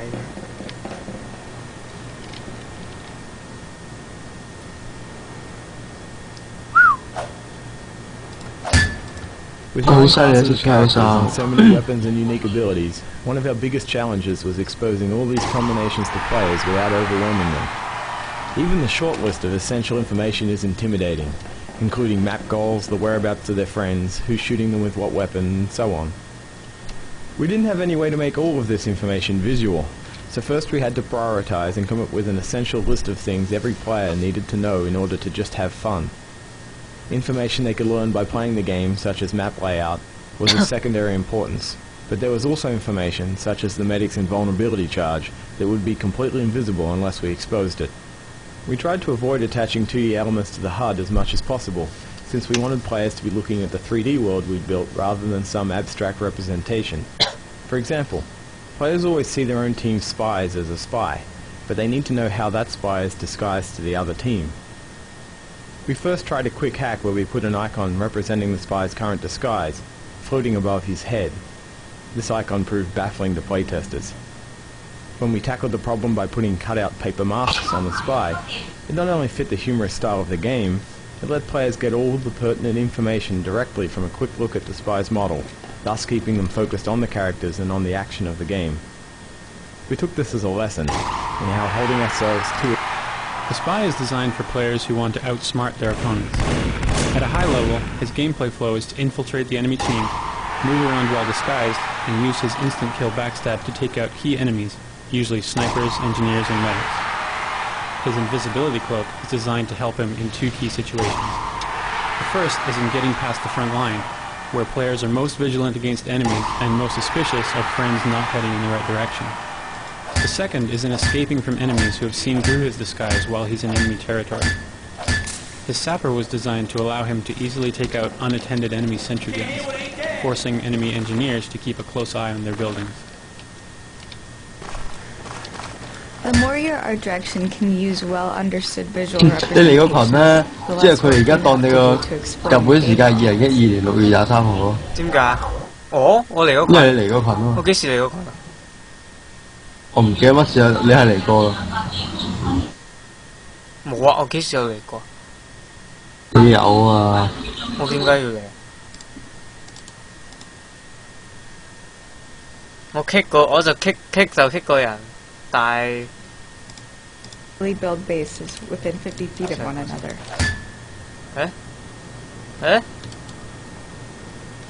？So sad，原來咁有掣，咩啊？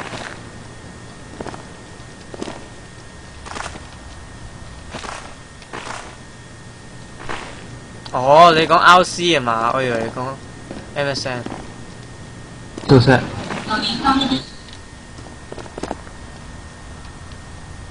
都係你衰格咯，冇㗎啦，冇第二啲選擇。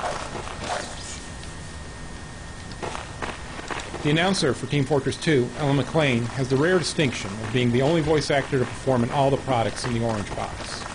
For her role in Team Fortress 2, we had Ellen try various reads in the same lines, letting her ad-lib different personalities. On the 5th try, she came up with the winner. Her disappointed and slightly angry evil overlord clearly lets you know, in the world of Team Fortress 2, a tie does not mean everyone wins, but that everyone loses. The more your art direction can use well-understood visual representations, the less work you have to do to explain the game. The earliest version of Team Fortress 2 had a heavily realistic art direction. As time went on, we found this was causing us a lot of issues. The differences between our player classes were hard to expose satisfactorily. Weapons firing anything other than bullets were hard to visualize. Our maps didn't make a lot of sense in the real world, where two opposing forces rarely build bases within 50 feet of one another. In addition, the game wasn't visually distinct from our other products. A stylized world had none of these problems.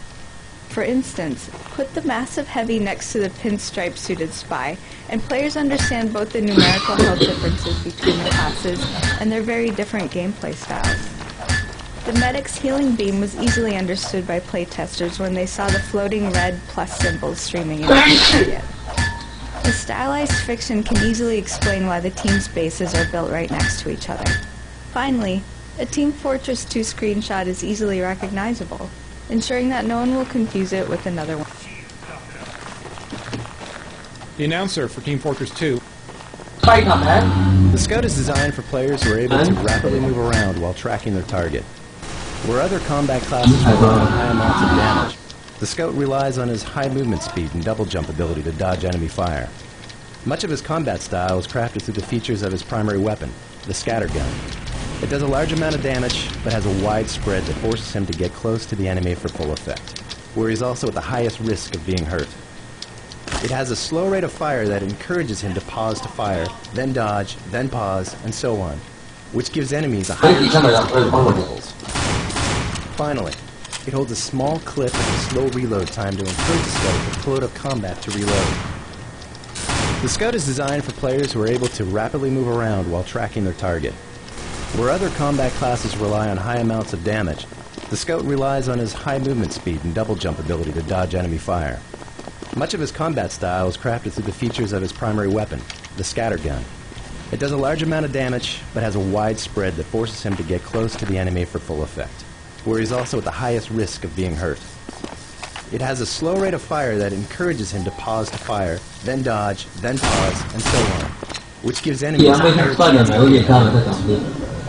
Finally, it holds a small clip and a slow reload time to encourage the Scout to pull out of combat to reload, something which he can do easily with his speed, and gives injured enemies a chance to run before the Scout returns.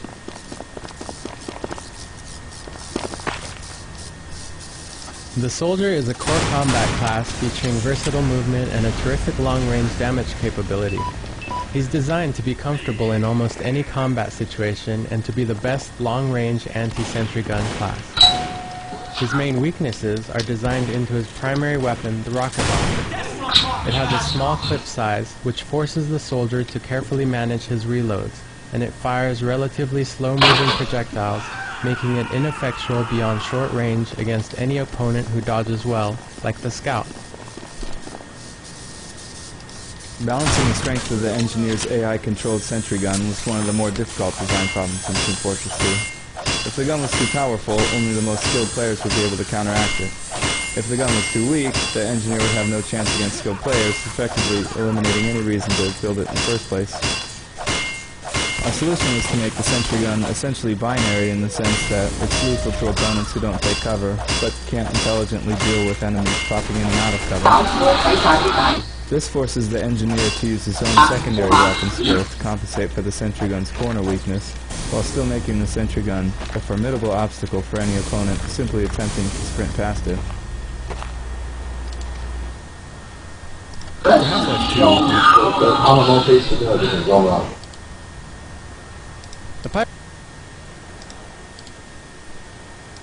With 9... Welcome to Unlike multiplayer communities tend to focus on a small group of maps, playing them over again and again. Instead of producing a large number of maps, most of which would go unplayed, we decided to try and build a single map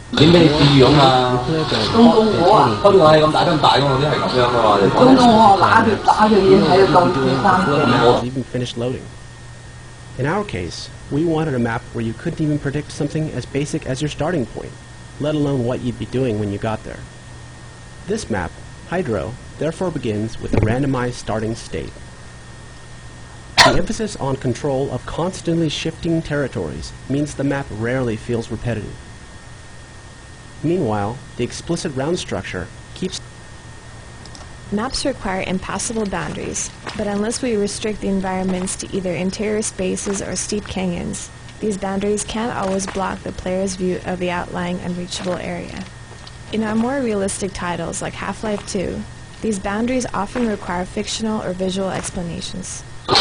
In the heavily stylized world of Team Fortress 2, however, conspicuous artificiality is a core design principle, and so we can simplify or altogether ignore these explanations without compromising the player experience. Playtesting showed, for instance, that these low fences leading to an empty expanse successfully conveyed the message that the area beyond the fence is uninteresting and out of bounds. This area presented a difficult problem. Since the arena is primarily in the interior, there wasn't much we could do to alter its basic structure, so we concentrated on careful management of the interior shapes to create an iconic space. The building is essentially a box with big rectangular windows, contrasted by round elements, such as the generators, in the center. To create depth and parallax, we added linear elements such as railings and cables. We used contrasting values of dark and light on the floor with brightly lit walkways to create an interesting value pattern. All of these elements work together to draw the player's eye to the flag, which must always be the focal point of the arena.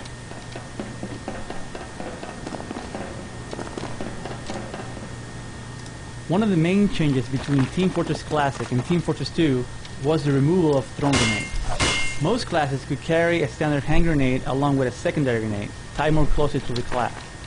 Team Fortress 2's focus on unique class roles led us to notice that the standard hand grenade was a more powerful combat decider than some of the primary weapons. This made the classes more similar in combat, not a desired effect. In addition, when we look at some of the Team Fortress Classic's map stalemates, they often resulted from large amounts of grenade spam. Two cases were particularly problematic. That of players throwing grenades repeatedly through doorways, hoping to kill an enemy who might be there, and players on the verge of death throwing all their grenades in rapid succession, hoping to get a kill after they die. Removing standard hand grenades made the game more fun almost immediately, especially for new players who were often confused as to why they die when a grenade went off at their feet. When we examined the class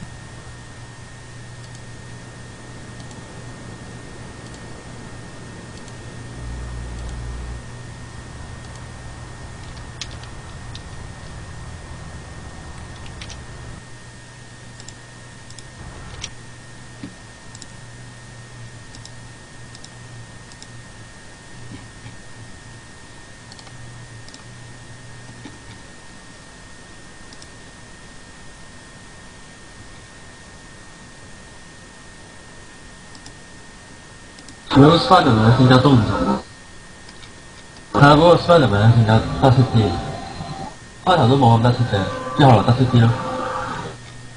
又有幾得戚啊？你自己睇咗咪知咯，有幾得戚？有冇你咁得戚啊？你咁得戚咯。咁一啲都唔得戚啦。仲做緊咩？12點噶咯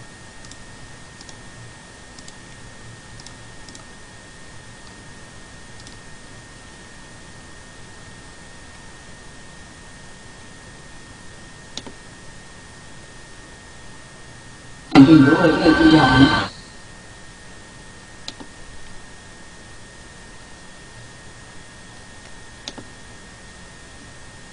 借香港。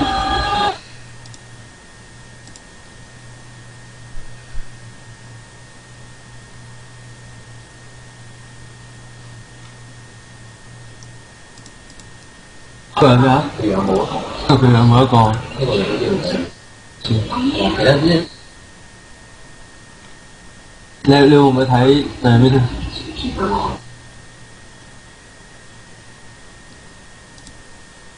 查翻去玩。但我覺得幾好睇喎。根本都冇新意，根本就即係衰講根本就假。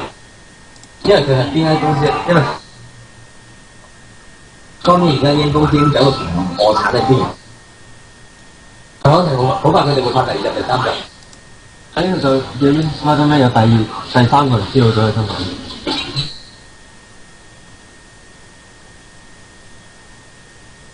原著畫就冇，原著有兩輯漫畫啊嘛，一個係 Amazing Spider-Man， 呢個係 Spider-Man 啊嘛，有兩隻啊嘛。原著有好多隻添。咁啊係，跟住就 Ultimate Spider-Man， 跟住20唔知幾多 Spider-Man， 未來版，跟住古代版。佢哋跟住其實佢呢個故仔真正我講話多段啫嘛，多段係多啲衰嘅。佢電係佢開嗰種，啲衰咧係仲好打過兩個㗎，好打過黑色嗰隻，好打過黑嗰隻係黑綠到得解。佢兩個聯隊去對付佢都唔夠佢打㗎我。我唔中意啲咩 Spider-Man 其中一樣嘢就係嗰個大佬咧，唔係佢係靠我哋打，佢自己唔夠抽，佢打得好勁抽，完全壓制完 Spider-Man。就講 Spider-Man 冇方法啊，冇方法。仲要唔係佢話，仲要唔係佢嘅，係人哋話俾佢知點做嘅咋。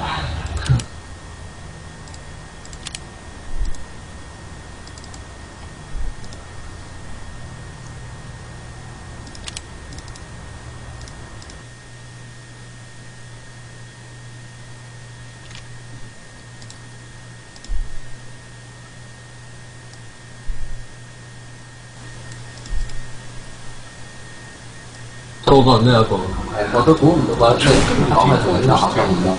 After 9 years 個個人都有個，我都估唔到話出嚟咁講係同你打合作。同邊個合作啊 To listen to a commentary node, put your crosshair over the floating comment. Maps need open spaces that allow scouts to double jump along paths that the other classes can't navigate. This area features a variety of rooftops and rocks that a scout can traverse while staying above any non-scout opponents. Scouts often use their speed advantage to retreat into rappel, so here we force them to adopt some risk by placing them inside a small enclosed area.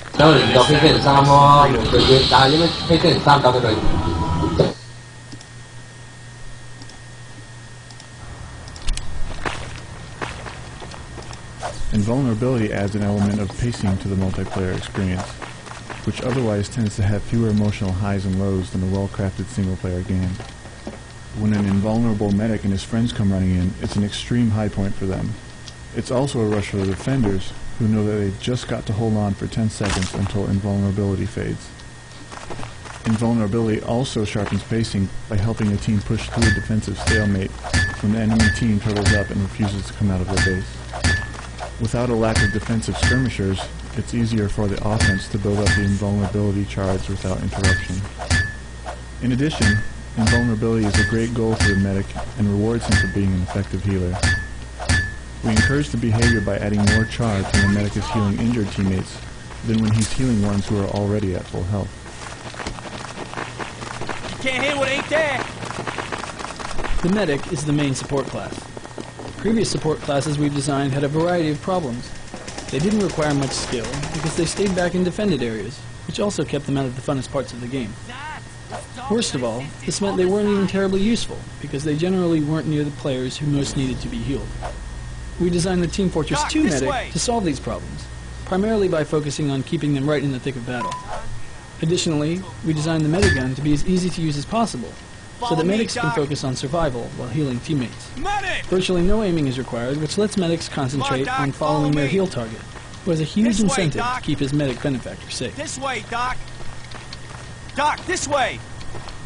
Come on, Doc, follow me! The medic is the main support class. Follow me, Doc!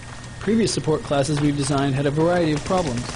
They didn't require much skill because they stayed back in defended areas, which also kept them out of the funnest parts of the game. Come on, Doc, follow me! Worst of all, this meant they weren't even terribly useful because they generally weren't near the players who most needed to be healed. We designed the Team Fortress 2 medic to solve these problems, primarily by focusing on keeping them right in the thick of battle.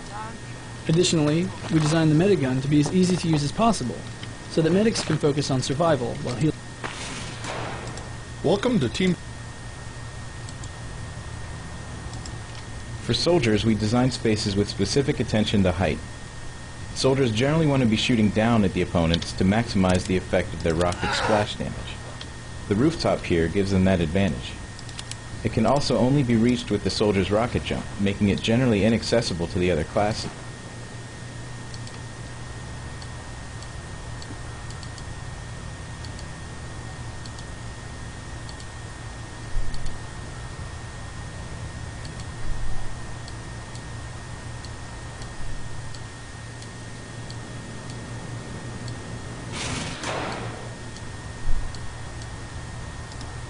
For soldiers, we design spaces with specific attention to height. Soldiers generally want to be shooting down at the opponents to maximize the effect of their rocket splash damage. The rooftop here gives them that advantage. It can also only be reached with the soldier's rocket jump, making it generally inaccessible to the other classes. Because of the splash damage from the rocket jump, soldiers have to trade health for the height advantage. This trade-off, coupled with the lack of health on the roof, lets us make the rooftop a powerful advantage without unbalancing the map, since soldiers will need to rely on medics down below to keep them healthy.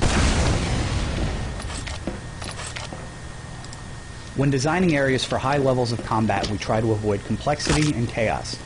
Complex geometry confuses players, making it hard for them to track enemies and interfering with their movement and aiming during combat. The most chaotic combat tends to occur when the size of the room fails to support the number of players fighting in it. In this final area of the map, we wanted a free-form battle to rage for some time before anyone could achieve a decisive victory. To achieve this, we built a wide-open area with several entrances and gave players a variety of attack and defense options at various heights. Rather than depend on elevators and ladders, we relied on ramps, since these allow freedom of movement at all times instead of confining players. Through playtesting, we made many changes to the dimensions of the room, the size of cover elements, and the size of the entrances, thus ensuring the area could accommodate a battle of many players. Height is a useful feature when designing defensible buildings. For instance, the Cap 3 building needs to be defended from all directions. The height and windows on all sides give defenders in this building an advantage when launching rockets and grenades from within. Bulletproof glass in some windows lets them safely view approaching enemies. Bulletproof glass is a useful design tool in strongly defended areas, such as around control points. It gives the offensive team a chance to see enemy defenders and sentry gun positions, while affording the defensive team a good view of the gathering attackers. This is often crucial for the defense, if the offense is waiting for a medic's invulnerability charge. Bulletproof glass is a useful design tool in strongly defended areas. The sniper rifle was another tricky design problem. To meet players' expectations, a sniper rifle has to be able to kill an opponent with a single shot to the hip. On the flip side, we need to ensure it cannot be snap-fired from the hip with the same effect, because then, in the hands of an experienced player, it also becomes the game's most lethal short-range weapon, negating the sniper's primary weakness. To solve this, we implemented a charging damage meter that only appears when the sniper is zoomed. This solution has several beneficial side effects. The low damage both while unzoomed and at the initial zoom ensures that snipers can't kill opponents with impromptu snap fire. The charge time means snipers can deal out low damage shots quickly or highly damaging shots at slow intervals, which allows opponents to overwhelm them with a coordinated rush. The high damage at the end of the charge rewards sniper-esque behaviors such as locating a decent vantage point and taking very deliberate shots.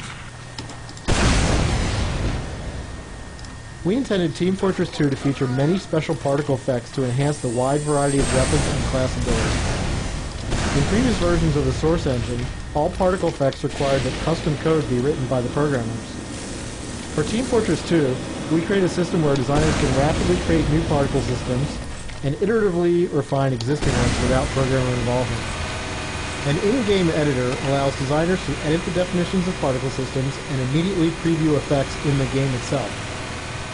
The editor also allows artists to connect modular effect building blocks to create complex visual effects. As for the particle system itself, we have offloaded many of the system calculations to the graphics accelerator, which allows us to increase the number of particles on screen without reducing the frame rate.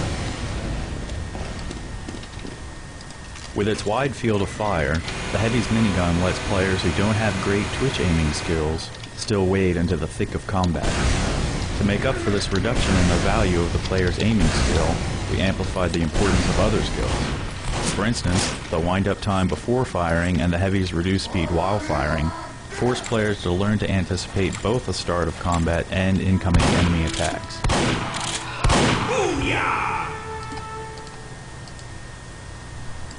The challenge of the particle system was to create effects that were fun and visually exciting, without being so over the top that no one could read their meaning in the game. In a typical match, there are so many effects on screen at the same time that the biggest danger is visual clutter. Therefore, the effects were refined to be cleaner and simpler. Those that were most important for gameplay were made easier to see, while those that were mainly eye candy were allowed to fall into the back. Why? 光美线哎 F 方啊 F 方英文来了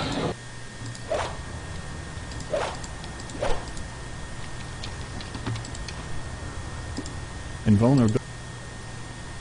In multiplayer games, the content players consume is largely generated by other players. To enhance this,